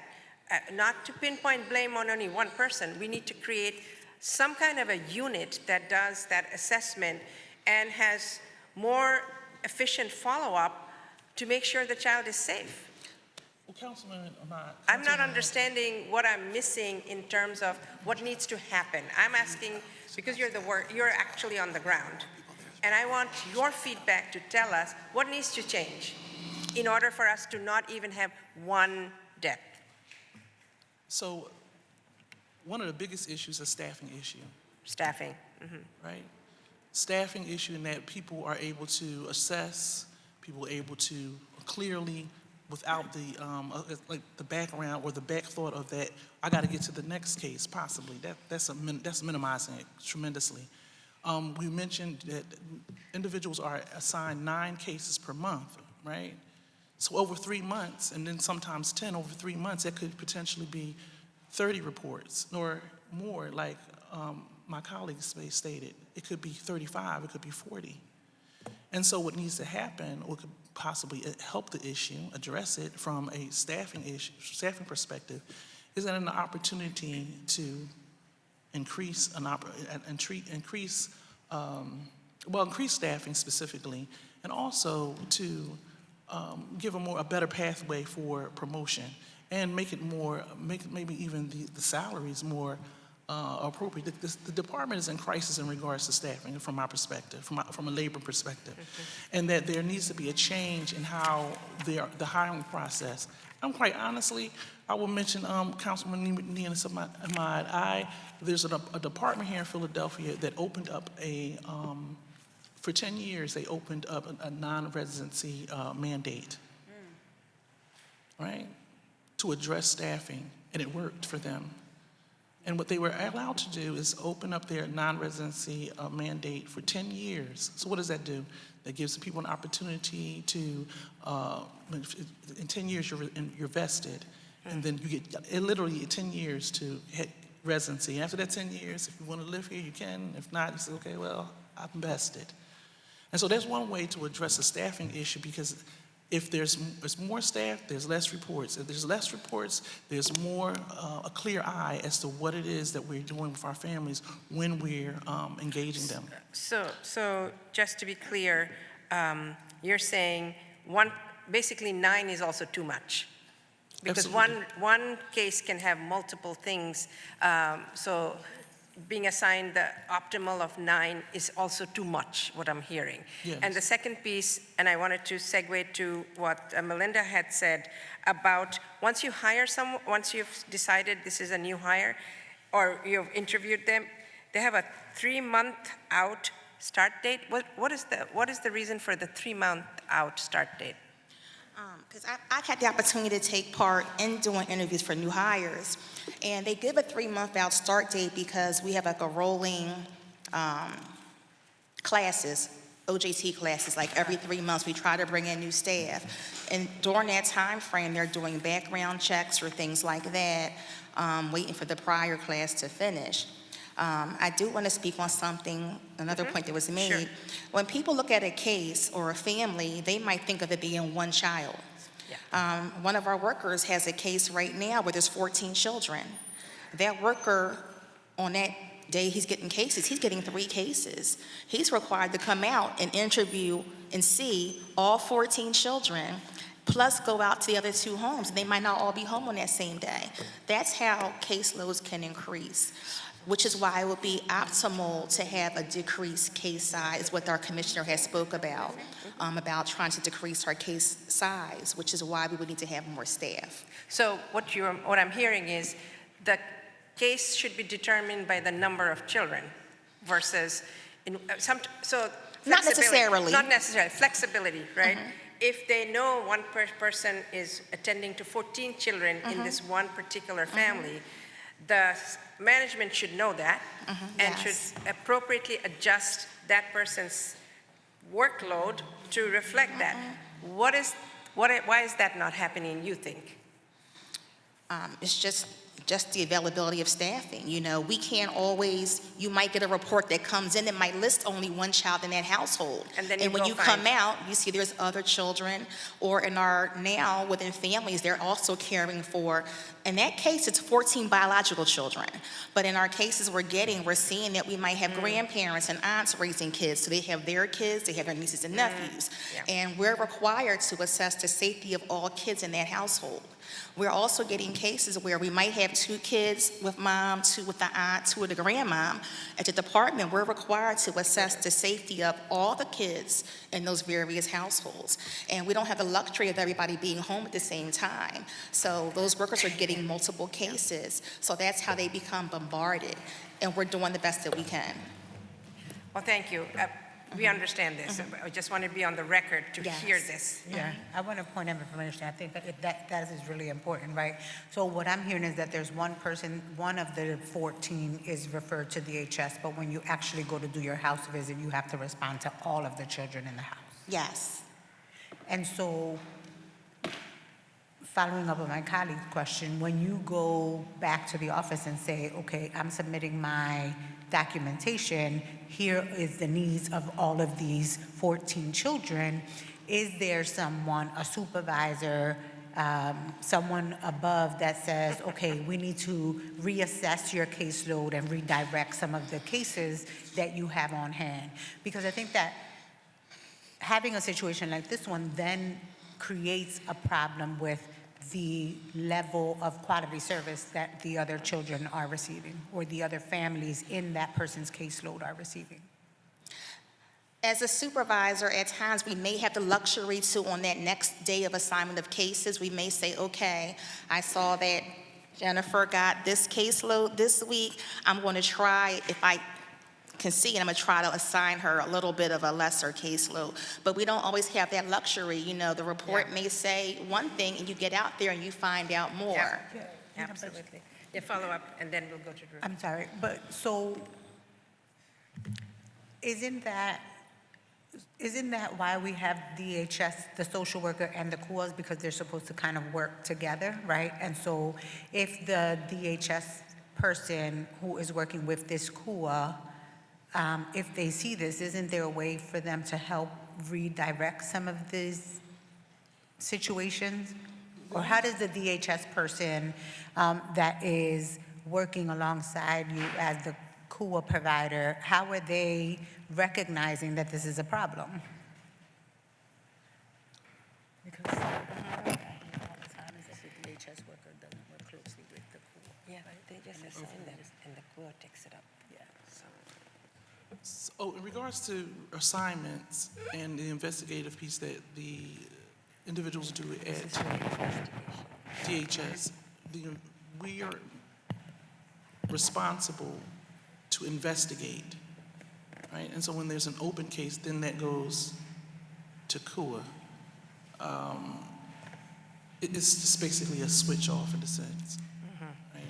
I don't know if you want to speak to that, but you can speak here. As I stated, DHS, we do investigations. Yes, So a lot of, a report comes in new through our hotline or through Childline, we are assigned the report to investigate. COA might not even have any contact. Yes. So we're investigating the allegations on this report. If we see something else, we're still addressing that. We might have a report for this one kid, but we got to still assess every single child in that household. At the completion of our investigation, we may either close it out, we might put some community-based service. If there's an identified safety threat that rises to level, we'll then make a referral to COA. And then it'll be assigned to COA. We'll have like a transition meeting where we'll discuss the issues or concerns in the family. We'll do a joint visit and we'll pass it off to COA, and DHS closes out. So they will then become servicing the family. We understand. So the transition between the DHS to COA. Does that answer your question? Okay. So really we're focusing on the investigative part of DHS worker who has an overload of what is not necessarily called cases, because it's the same family. I don't know how you call it. One case with multiple people that mushroomed from that one report. And so we need to have a better way of supporting our investigative DHS worker in order to process all of this that can come out of the blue, right? You go with one child and you get 14. So we hear you. And we need to address that systemic gap and the flexibility that will be need to move, to reduce caseload. And I know you're hamstrung by lack of workers, which is the broader question is what will attract people to come here and get this job? I know it's money, it's resources, and making sure they have training. And I just wanted to go back to the 3-month gap. Is that what you're saying, that people leave and find something else because it's so long? Yes. Is that, okay. I just wanted to put that on the record that it is 3 months to wait. You don't get paid in that 3 months. You might have been hired, but you're waiting till all of this is done, and we need to reduce that time in some way so we don't lose potential candidates who might go somewhere else. Is that a correct assessment? The challenge is that there's a training staff. This is my understanding. This is the answers that I've gotten. There's a training staff that has doesn't have the capacity to have more than 4 classes a year. That doesn't meet the need. Again, like there's attrition, and there is that process that from OHR and then through the system, and then there's individuals who don't provide the right information, and so then there's a lapse. But then also there's a staffing issue with the training staff who cannot have more than 4 classes a year. That is not going to address the staffing issue. It doesn't appear to me. Perhaps it would. Perhaps it would if there was more classes. Right. Let's have more classes. Let's not give money away somewhere else so we can have more classes, more training, ongoing, so it is onboarding is much faster. Yes, ma'am, I heard you. My colleague here, Councilmember Rolando. Thank you. First of all, want to start by thanking all of you and all of your members so much. 2187 and 2186, your jobs are so difficult. They are so traumatizing. They are, I am sure it is hard to go to work often, and we cannot thank you enough for what you do. The gains that we've seen in DHS, both from the lack of children being put in placement, the changes that have to be made, are decisions that are made sometimes by management, sometimes collectively with your ideas as well, but they're so essential to make sure that you are only going out to work with the most important cases. And I really cannot thank you guys enough. I was at legal services for 10 years. I know what it's like to be in the batting cage. I know what it's like to be in a cage with families with so much need, where you can help this part, but you can't help the rest.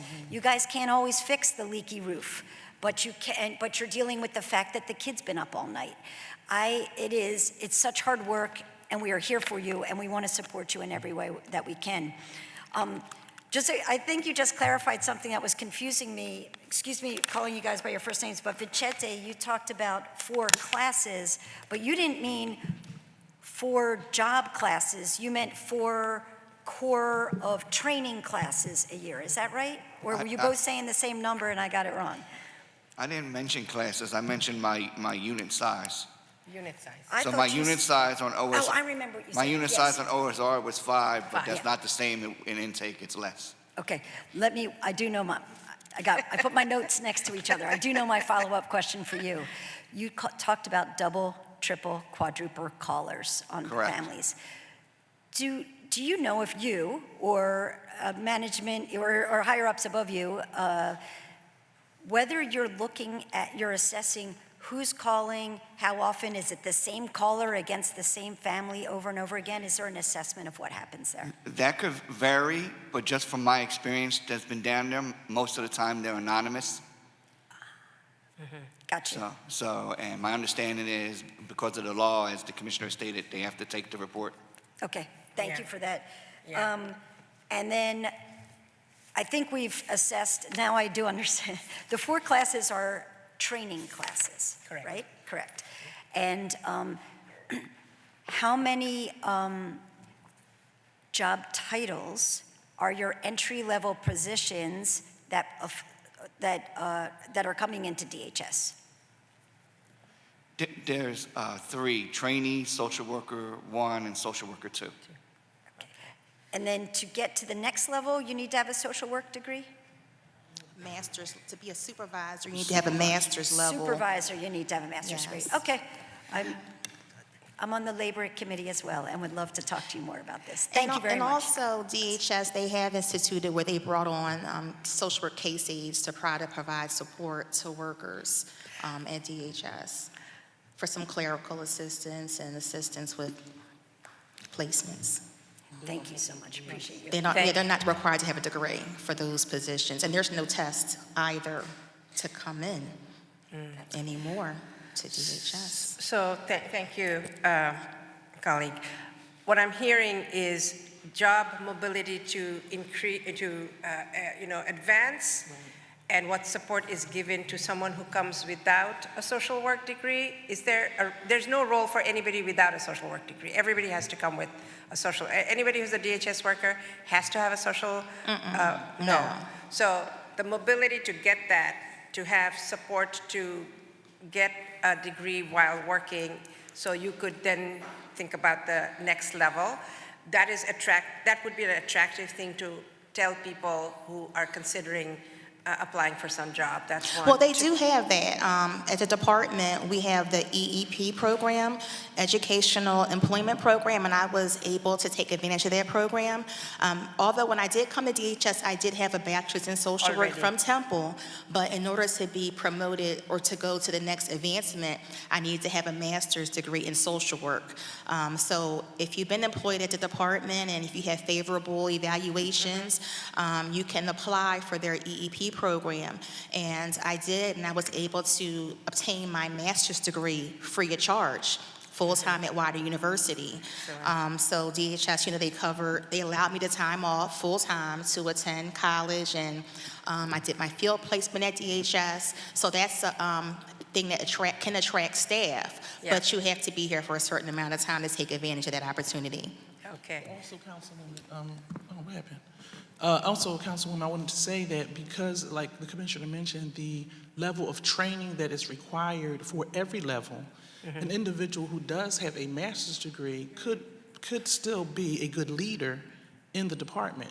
And so that upward mobility might be an opportunity to attract individuals to come who may say have a degree in political science or criminal justice, right? Because there's constant and consistent training that even with your social work degree, I see what you're saying. Okay. Yes, ma'am. So what I understood then is you're saying the master's degree has to be in social work, which leaves out people who have a master's degree, potentially allied to social work, are not able to, get that next step. Yeah, go ahead. I'd like to add such what she says. Like I said, I've been with the agency for 28 years. Yeah. But my bachelor's is in criminal justice. So if the current qualifications, I would not be able to apply. Now, my master's is in social work, and I was also able to utilize the EEP to excel to the leadership role. Okay, so we need to kind of look at that flexibility there to have more. I'm just trying to say, how do we attract good quality people to come and have enough staffing so that all your jobs are easier and you don't have the burden and the stress? And that, of course, is connected to how well the child receives care. It's a intersecting system, and we understand that. Any more questions for this panel? Yes, we understand lots of negotiations going on. We know that this is an important job. As I said, one child dying is one too many. Yes. One near fatality is one too many. Yes. And, the stress you all feel and undergo when that happens is never going to leave you. You're dogged by that for the rest of your life. Yes. And we can't, you are just as much a concern for us as the families and children. So hear us loud and clear. I know I can speak for all of us to say we appreciate what you do. We're going to look for ways to make your life easier by making sure more qualified people come to the table, and your caseload is never 14 children on one caseload. That's just I'm sorry, it's just crazy to me, that reallocation. But I understand that you don't have enough staffing. What are you going to do? So, and we also have to concurrently work to support our families so these cases don't ever come to you. That's the real outcome we're looking for. We're fully supporting our families. We have lots of resources, making sure they have access, making sure they're not penalized and criminalized for asking for those resources. That's a whole other panel, but I thank you, and we hear you, and we are going to look at ways that we can support good, solid, quality candidates to come to relieve your burden. Thank you so much for all your testimony. Thank you. Yeah. Okay. Mr. Sham, would you call the next panel? David Fair, Executive Director of Turning Points for Children. Just one person? Yeah. Oh. Yeah. Can we do combine 3 and 4? Yeah. So. Also, we have Gwendolyn. Sorry, David, 1 minute. We are going to combine 3 and 4 because we didn't realize you're just one person on this panel. Go ahead. Yep. Also, we have Gwendolyn Drummond, Donna Cooper, and Otis Bullock. And Donna Cooper? Yeah, you called them all. Okay.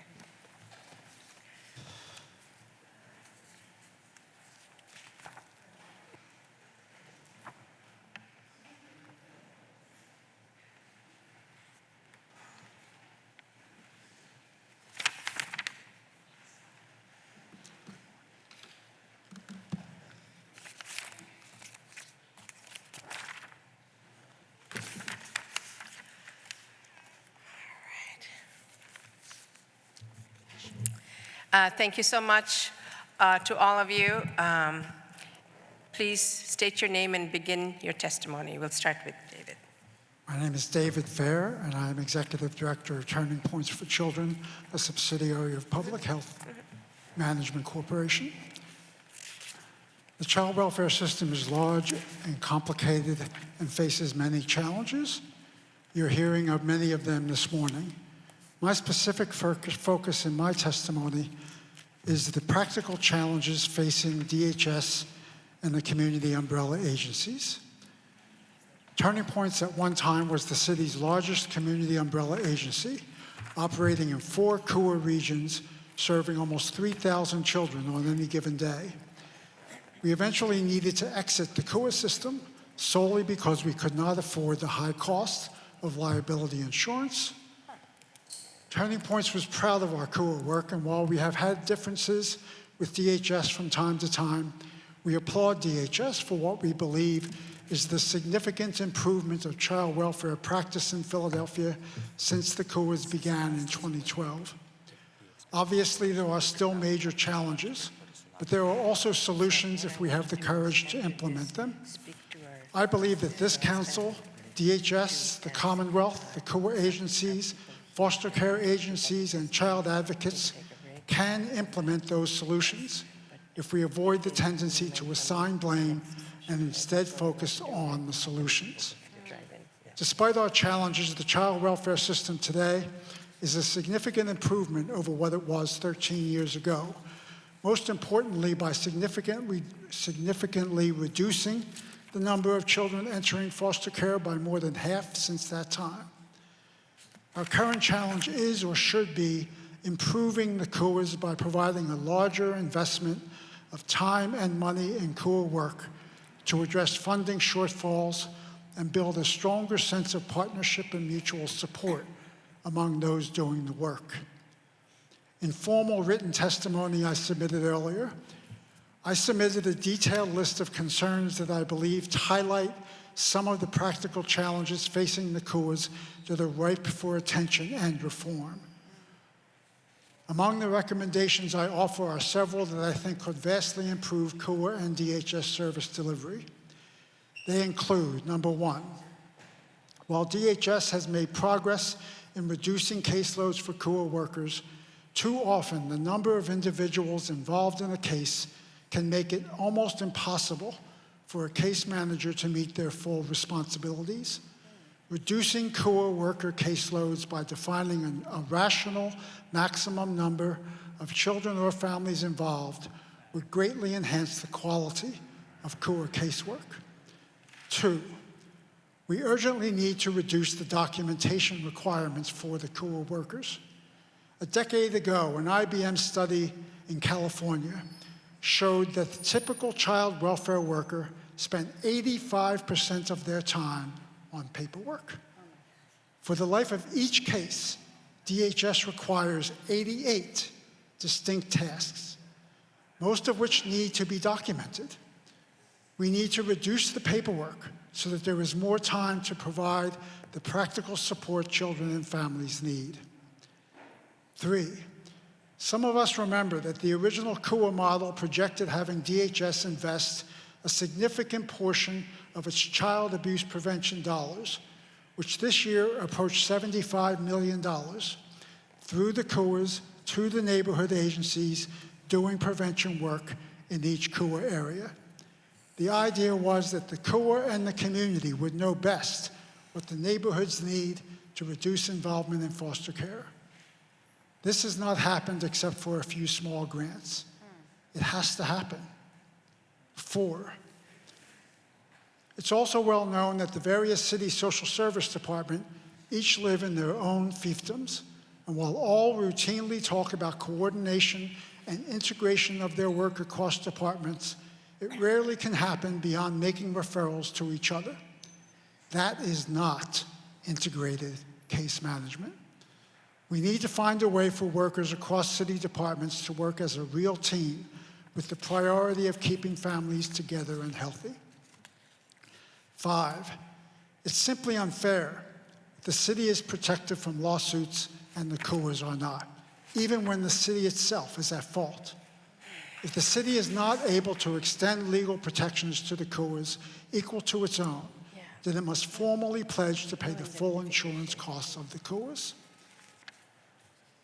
I also recommend in my full report that the city pay for attorneys to represent the CUAs in family court, and I note that DHS publishes quarterly scorecards on CUA performance, but does not provide a scorecard for its own performance.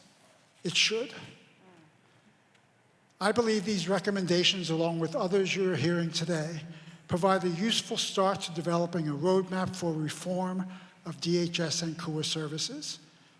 I ask that you please don't get distracted by headlines and horror stories. Amazing work is being done every single day, 24 hours a day, by hundreds of DHS and CUA workers throughout the city. Please don't forget that. Together, we can make things better. Thank you. Thank you. We'll do questions when everybody has testified. We'll go to the next witness. Good afternoon. My name is Gwendolyn Drummond, and I am the Program Director for CUA number 6, Caring People Alliance. First, I would like to thank Councilmember Ahmad's office for allowing me to participate in this hearing, and thank you for your leadership in addressing the policies and practices of the Department of Human Services. While I agree that systems and processes can always be improved, I was asked here to discuss how Community Umbrella Agency number 6 has consistently achieved high ratings in the city's annual scorecard and what that means for improving the lives and outcomes for children and families in the city of Philadelphia. Through strategic leadership, partnership, policy, and systems enhancement, CUA 6 has achieved 5 Bell status for the past 4 years. Achieving 5 Bells does not signify that we are without significant challenges and improvement. However, we continue to be innovative, strategic, and steadfast in our commitment to providing quality and crucial services to Philadelphia children and families in the safest possible environment. We are laser focused on best practices and don't use a one-size-fits-all approach to service delivery. We focus on 3 domains of excellence: collecting and using data to ensure that we are meeting our benchmarks, a strong focus on the health and well-being of children in our care, and always striving to go above and beyond for our children and families.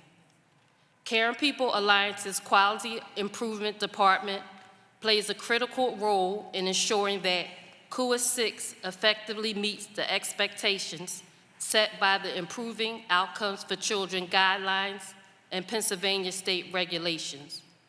The department provides timely, structured reports which allow leadership to monitor and enhance service quality. The DHS Performance Management and Technology Department conducts quarterly case file reviews for the KUA. In alignment with these reviews, our QI department mirrors this process by utilizing the same DHS case file review tool on a weekly basis. The goal of the QI team is to review all cases within each fiscal year. This proactive approach allows leadership to implement timely corrections and address areas requiring improvement.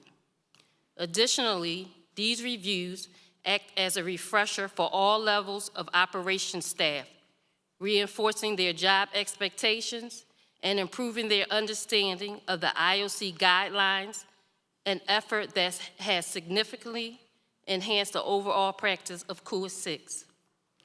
Our QI department maintains regular communication with the KUA leadership team, sharing trends and key findings on a bi-weekly basis and providing monthly updates to all staff. The QI team also collaborates directly with each team to identify root causes of any challenges, ensuring a targeted approach to problem solving. Additionally, the QI department trains new hires on IOC guidelines, current KUA 6 trends, the Philadelphia DHS scorecard, and incident management. In addition to weekly reviews, the QI department produces a monthly report which tracks compliance across key standards for all cases and all children. This report helps case management teams stay ahead of upcoming deadlines for essential documents, including safety assessments, fast and cans assessments, risk assessments, single case plans and single case plan signature pages, safety plans, basic health information forms, KC life skills assessments, and medical and dental exams. These reports are instrumental in guiding leadership during staff supervision, helping teams implement next steps, and follow-ups on caseloads with precision. Additionally, the QI team ensures the timely communication of incident reports to provider agencies, enabling them to meet state-mandated reporting requirements efficiently.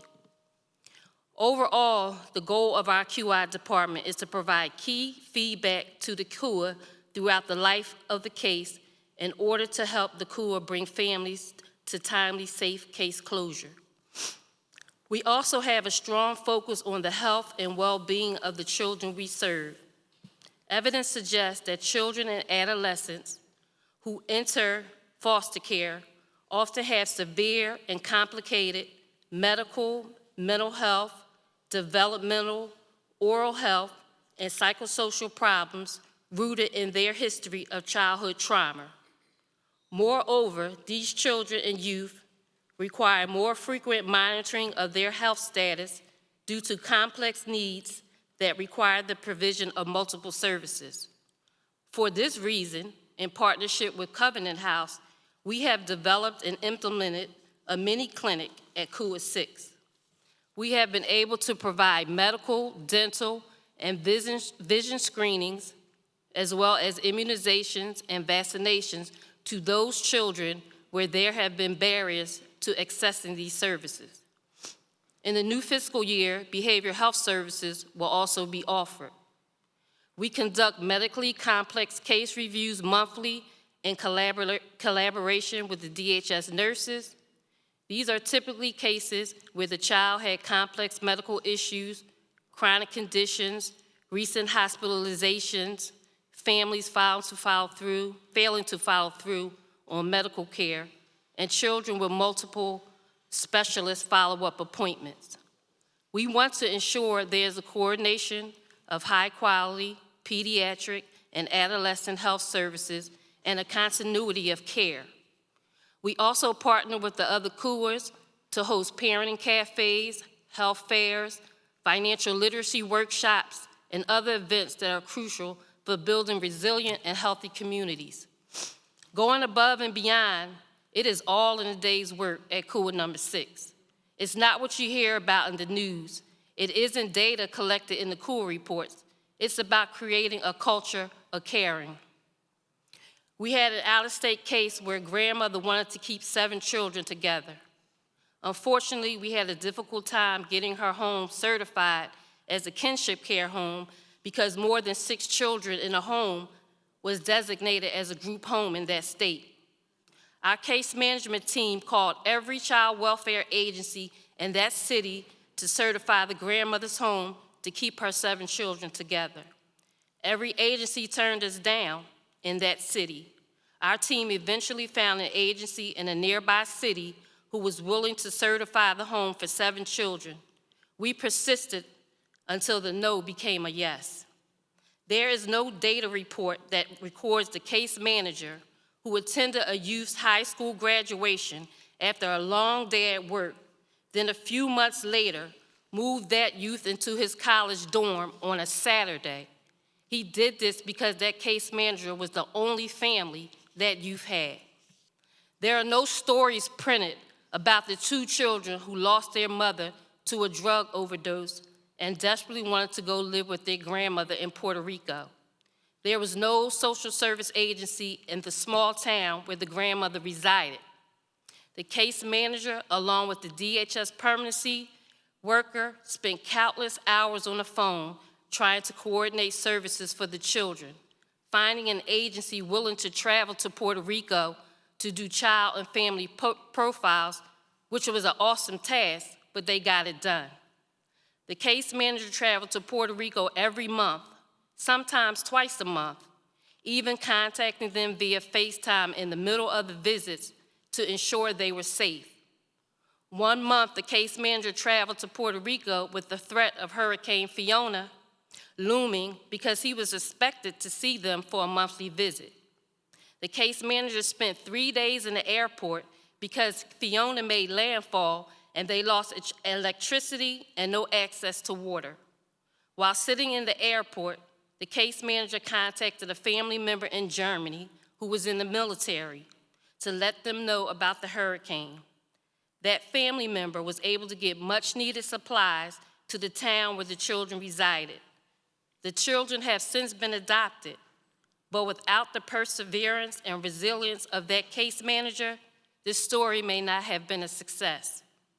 At CUA number 6, our employees show up every day leading with fortitude, compassion, commitment, and dedication to the children and families in the city of Philadelphia, not just because they need us, because they deserve the very best we can provide. Thank you. Thank you for that testimony and giving us the stories to really round out what this work looks like. I appreciate that. We'll have questions after everybody's testified. Good afternoon. Thank you. I'm Donna Cooper. I'm the Executive Director of Children First.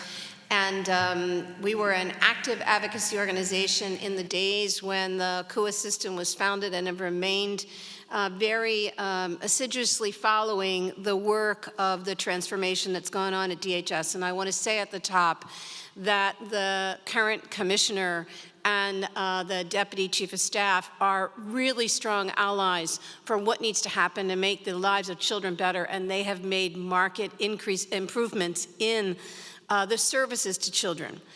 We're very happy to be here today to testify, and I just want to say that I think in addition to the improvements, as the Commissioner said, we continue to find ways to improve. And so while we see the number of children in foster care have declined, and the repeat maltreatment has declined, and the number of children reaching permanency has declined, as have timely reunifications. And in addition, the number of children aging out of the system has increased where they have no forever home. So we have improvements to make. And one of the reasons I think we have weakness on those indicators is exactly the sort of root of the testimony of CUA number 6, which is the extraordinary work it takes to make children fully better and their lives better are not core to the CUA scorecard, because we have yet to build measures of child well-being into our CUA scorecard. The things you described should be captured and should be expected. Children should be healthier. They should be doing better in school. We should be able to see that they are becoming more adjusted and able to succeed when they become adults. So specifically, I want to suggest that as the committee moves forward, exploring how other communities look at child well-being in the measurement of their child welfare system would be a really big improvement in the system we have right now. We also believe that to the point that David Fair made, figuring out ways to do these things that doesn't increase paperwork and finding ways for technology solutions are really important. You heard the commissioner and the staff of the agencies talk about caseload size. In most other jurisdictions that we are familiar with, this doesn't mean every, we measure caseload size by number of children, not by family. And so the 14-person family that was talked about, that person would already be over their caseload.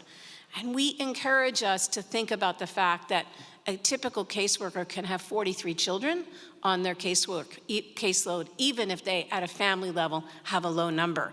And so we really need the city and the department to reach agreement that we will adopt the best practice of measuring children rather than families, and thinking about, to the point of CUA 6, when you have a medically complex case, that's a more burdensome child to support. Not every child is equal, and we need a weighting system, and that's the best practice that other places are moving towards. This measurement approach, I think, will show the staff that we've heard them, we understand the situation they're in, and will help to reduce staff turnover. You've already heard we have a shortage of staff. We also have turnover. Now, the department increased resources for salary increases, which is a really, really important thing.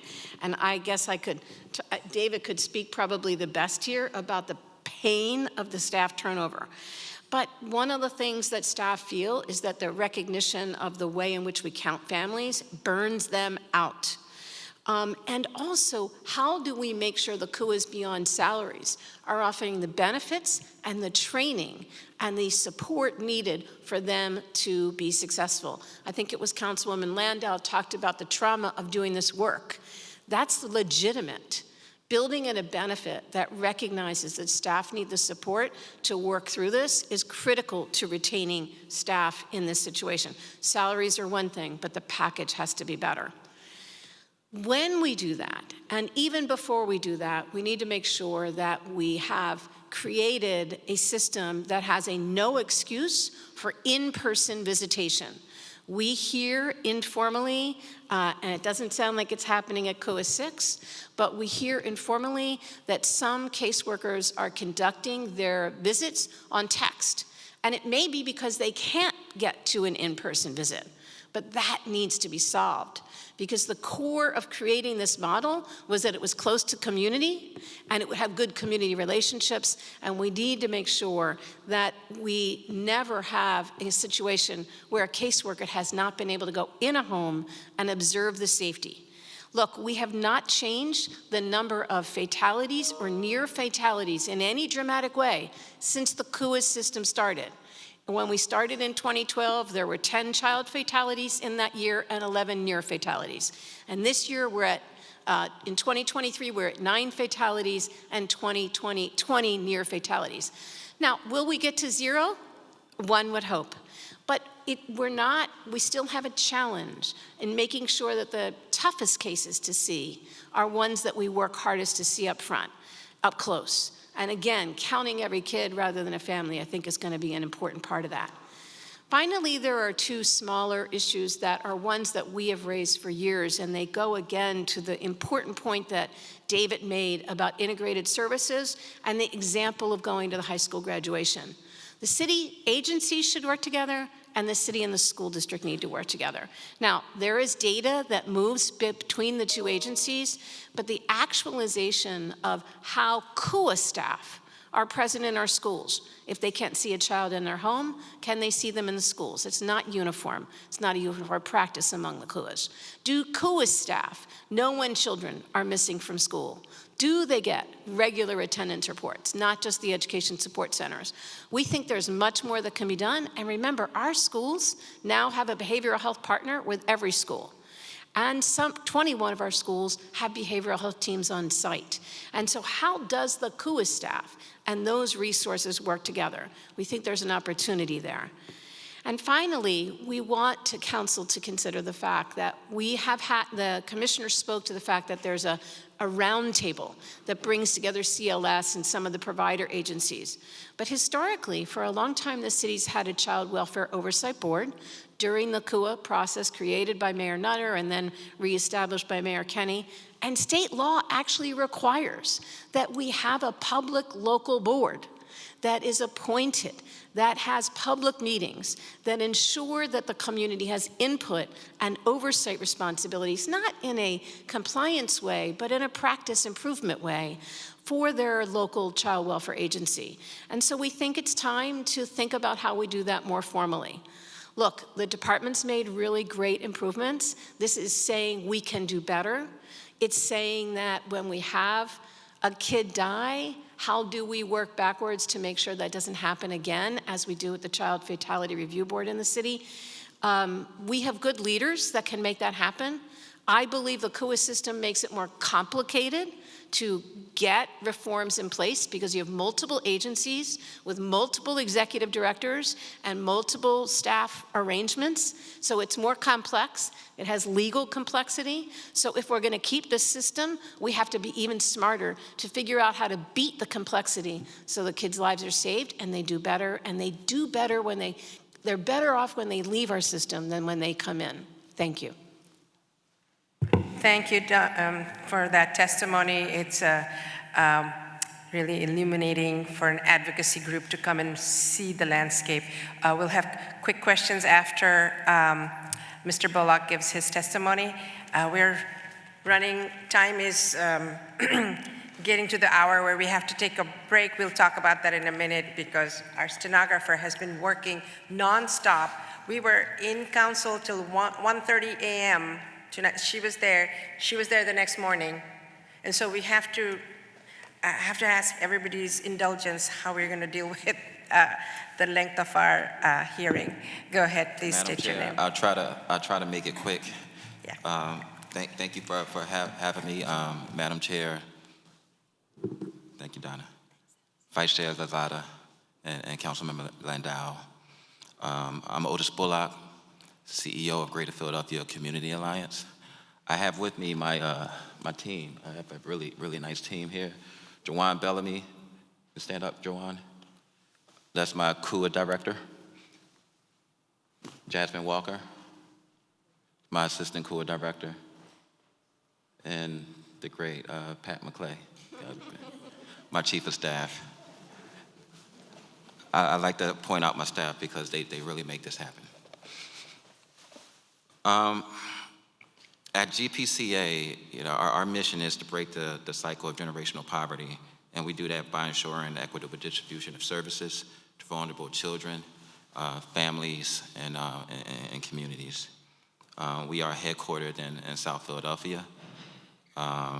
We have 9 locations, and our service area covers all of South Philadelphia from river to river, Southwest Philadelphia, West Philadelphia, and we even provide services in the Northeast.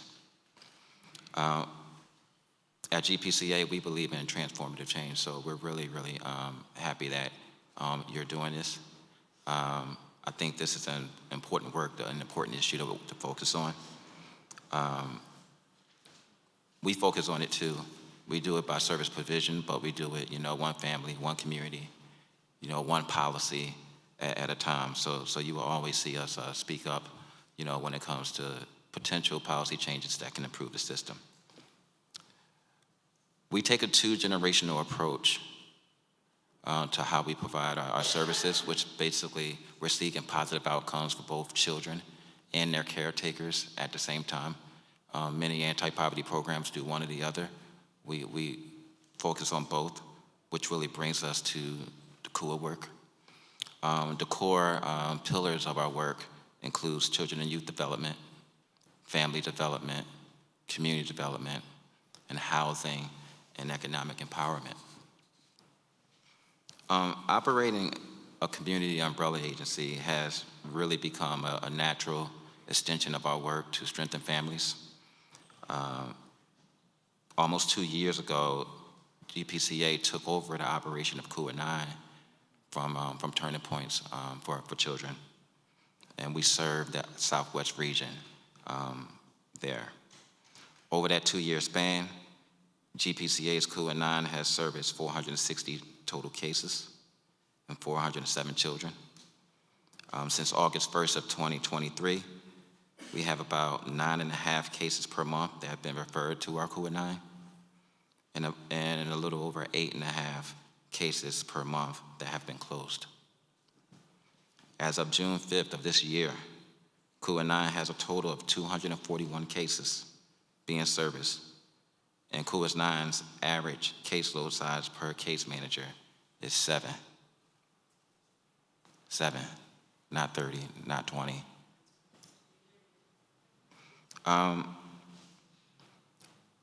Vice Chair Lozada, you mentioned earlier about the importance of having a lived experience. And I think it's important for me to note that many professionals that do this work, including myself, do have that lived experience in the child welfare system. This work is very personal to them. My staff asked me to tell you that. Madam Chair, I shared my own story with you and your staff, so I won't go into a whole lot of detail here. But for the record, I myself have 4 siblings that have gone through the child welfare system. My mother struggled with drug addiction in the 80s and 90s that led to that. So I'm not just a service provider. I know what it's like to be on the other side of DHS services. Been there. And I'm not alone. Many of my case managers and case aides will tell you that they entered into this profession because they themselves have been impacted by neglect and sometimes the child welfare system itself. They wake up every day wanting to keep children safe. In the line of duty, they often see things and experience things that many of us only see on television. It's a tough job. It's a heart-wrenching job. And I think it's a good thing to explore how we can improve the child welfare system. Nobody here would tell you that it's perfect. It's not.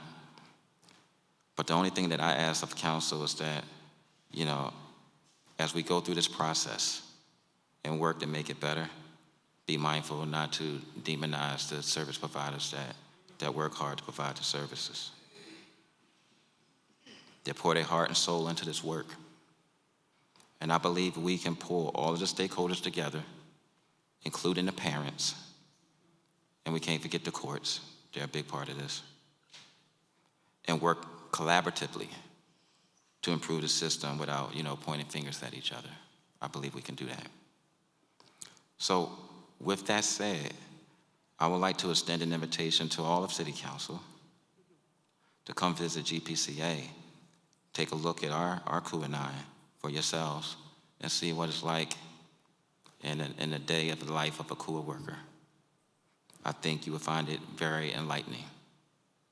If you're interested, my great Chief of Staff, Pat McClay, is right back here, sitting right behind me. You can have your staff reach out to her, and we'll set it all up. We look forward to it. As far as questions, I'm going to bring Jawan Bellamy up and let him get a little fire up here, get a little practice on answering any operational questions that you have. Thank you. Thank you for your testimony, and I just want to say my mother was a social worker turned teacher, so I come from understanding the depth of commitment our people in the system who are working. It is hard work. It takes a toll on you, and yet you do it. And I'm very grateful to everybody, the DHS, to everybody in DHS. They have to pay attention to what the state mandate is. They have to understand our own ecosystem here and work with everybody. And our goal here is to just make the outcomes so that we have less children who need to be involved in this system, more families who can thrive in Philadelphia, and hopefully we can reduce everybody's load if we can work thoughtfully and smartly on this, and as everybody has mentioned, without demonizing anybody, families or workers or the system, just improving it. So thank you for your testimony. We will open with questions. I had a quick question about to Bethana, to Gwendolyn. Thank you for sharing and humanizing the work by giving your examples. When we hear about caseload, how do you handle caseload and yet be able to have the outcomes that you're having? Because I'm sure you have a limited number of people who work on the cases. How do you manage that, just to understand best practices? Well, we don't look at the family. We take a look at the children, so we try to right-size things. So we would like to have workers with less children as opposed to less cases, so they can really focus on their well-being and their needs. And that's what we heard from Donna Cooper's testimony as well, and others have mentioned it. You know, our DC 47 worker mentioned 14 children in one family. So we need to think about how DHS is assigning the investigative work that they do, assigning work to people. In the CUA system, and David, maybe you can respond to this, someone who worked in it and is no longer doing CUA system, if I'm correct, right? What made you exit from the CUA system? And can you share, I know you gave us detailed testimony, but what are the best practices that would have worked that you didn't have? Well, it's been almost 3 years now, 2.5 years since we left the CUA system, and I will say, do have to point out that there has been a significant reduction in the number of kids involved in the CUA system, which happened after we had departed. But I think our primary, as I mentioned, our primary concern was that at that time there were much higher caseloads than it sounds like there are in some of the CUAs today. And the ability to do the work according to the guidelines, there's a document called the CUA guidelines, and trying to make sure that you're following those guidelines all the way, basically requires you, in my opinion, and this is my personal opinion, it requires you to ignore certain requirements so that you can meet the requirements that are measured. We don't do a good enough job of measuring the work itself, and I think that people use shortcuts in order to just meet the basic technical requirements that they have to meet, and that has an impact on families that's really not, I don't know that it's the fault of anybody, it's just the fact that we haven't paid enough attention to all the regulations and all the statistics and all of the documentation that has to be done in a way that makes sure we're measuring what needs to be measured so we know people are doing their work, but we're not taking them away from their work. Thank you. Go to Councilmember Lozada and then to Councilman, and then we will have to take a break, and I want to speak to the audience who's left. Thank you for being with us this afternoon. Years ago, I worked for an organization that did some of this cool work, but at the time it was called SCO. And having worked with several of the organizations now who are CUAs, sometimes they talk about the inconsistencies of how to report this work. Donna mentioned in her testimony that there are text visits.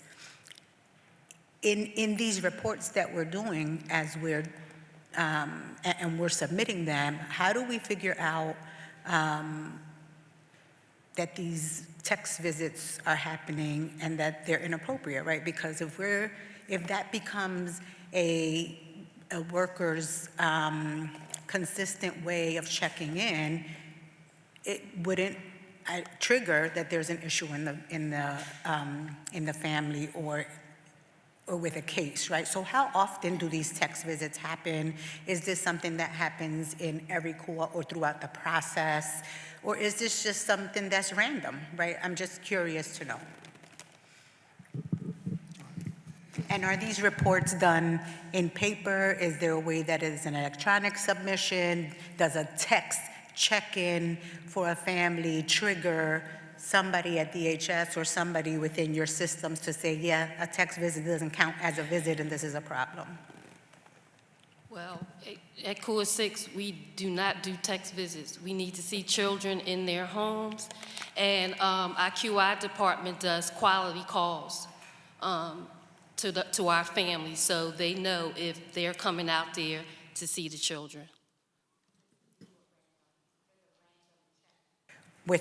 There's a random check with families to just ensure that like a follow-up, that yes, that it's a follow-up to see if the case manager's coming out, or they're meeting their needs or addressing their needs. That's what our QI department does. That's the same process for CUA 9. Text visits or virtual visits are unacceptable. So we have our QI department as well who does random calls, who will check in with the family to see if their services are working out well, and if not, to provide feedback as to why not.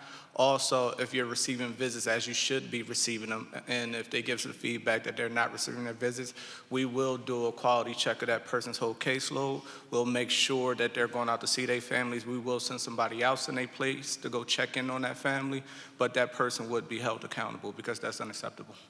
And and you mentioned that if in a situation where, like the one that we heard earlier, where there's one person that's assigned to a family and they walk in and there's multiple children that were not a part of their initial intake, the CUA seems to be able to make the adjustment much quicker. How do our systems, the DHS system, work alongside with you to ensure that you are redirecting some of the caseload? Well, per IOC policy, if we have a family with multiple kids in the house, we are supposed to meet with each child separately, age appropriate, of course, meaning 2 or older. So to gather information as to safety in that home to ensure that we are servicing the needs of that whole family and that whole house. So DHS has created a policy to ensure that we are checking up on each family member. Thank you. And just a quick point of clarification. The DHS work we're talking about is the investigative work, which has not yet reached the CUAs. Okay. So we're in this realm here where there's no CUA engagement yet. So that 14 children that was mentioned, the investigator went and found 14 children. So it was a report of one that mushroomed into that. I just want it to be clear that that was not the relation. There was no CUA interaction at that point yet. No. They hadn't been assigned a CUA. Councilmember Landau. This will be quick because I do know we need to take a break. So, and it's not really a question. It's going to be more of a statement. I thank you all also so much for what you do. I extend appreciation for the incredibly hard work of all of your agents, of all of your organizations, and the supports that you've had to put in place to create your own systems. I hope that there's opportunity to share best practices amongst yourselves as well, because That's what we all need, is support and training, and it'd be great to hear the best practices of 6 or 9 be passed off to others. But particular what I want to thank you for is lifting up that there are so many positive success stories that never make it to the news. What happens in the news is always the tragedy, and it's awful and it's unacceptable, and we don't want any tragedy to happen. But the fact that you have such great successes of adding the supports to the family is incredible, and I am so appreciative that you get to experience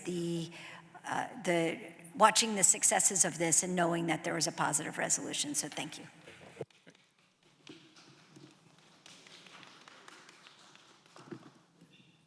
You're done, okay. Thank you to the panel.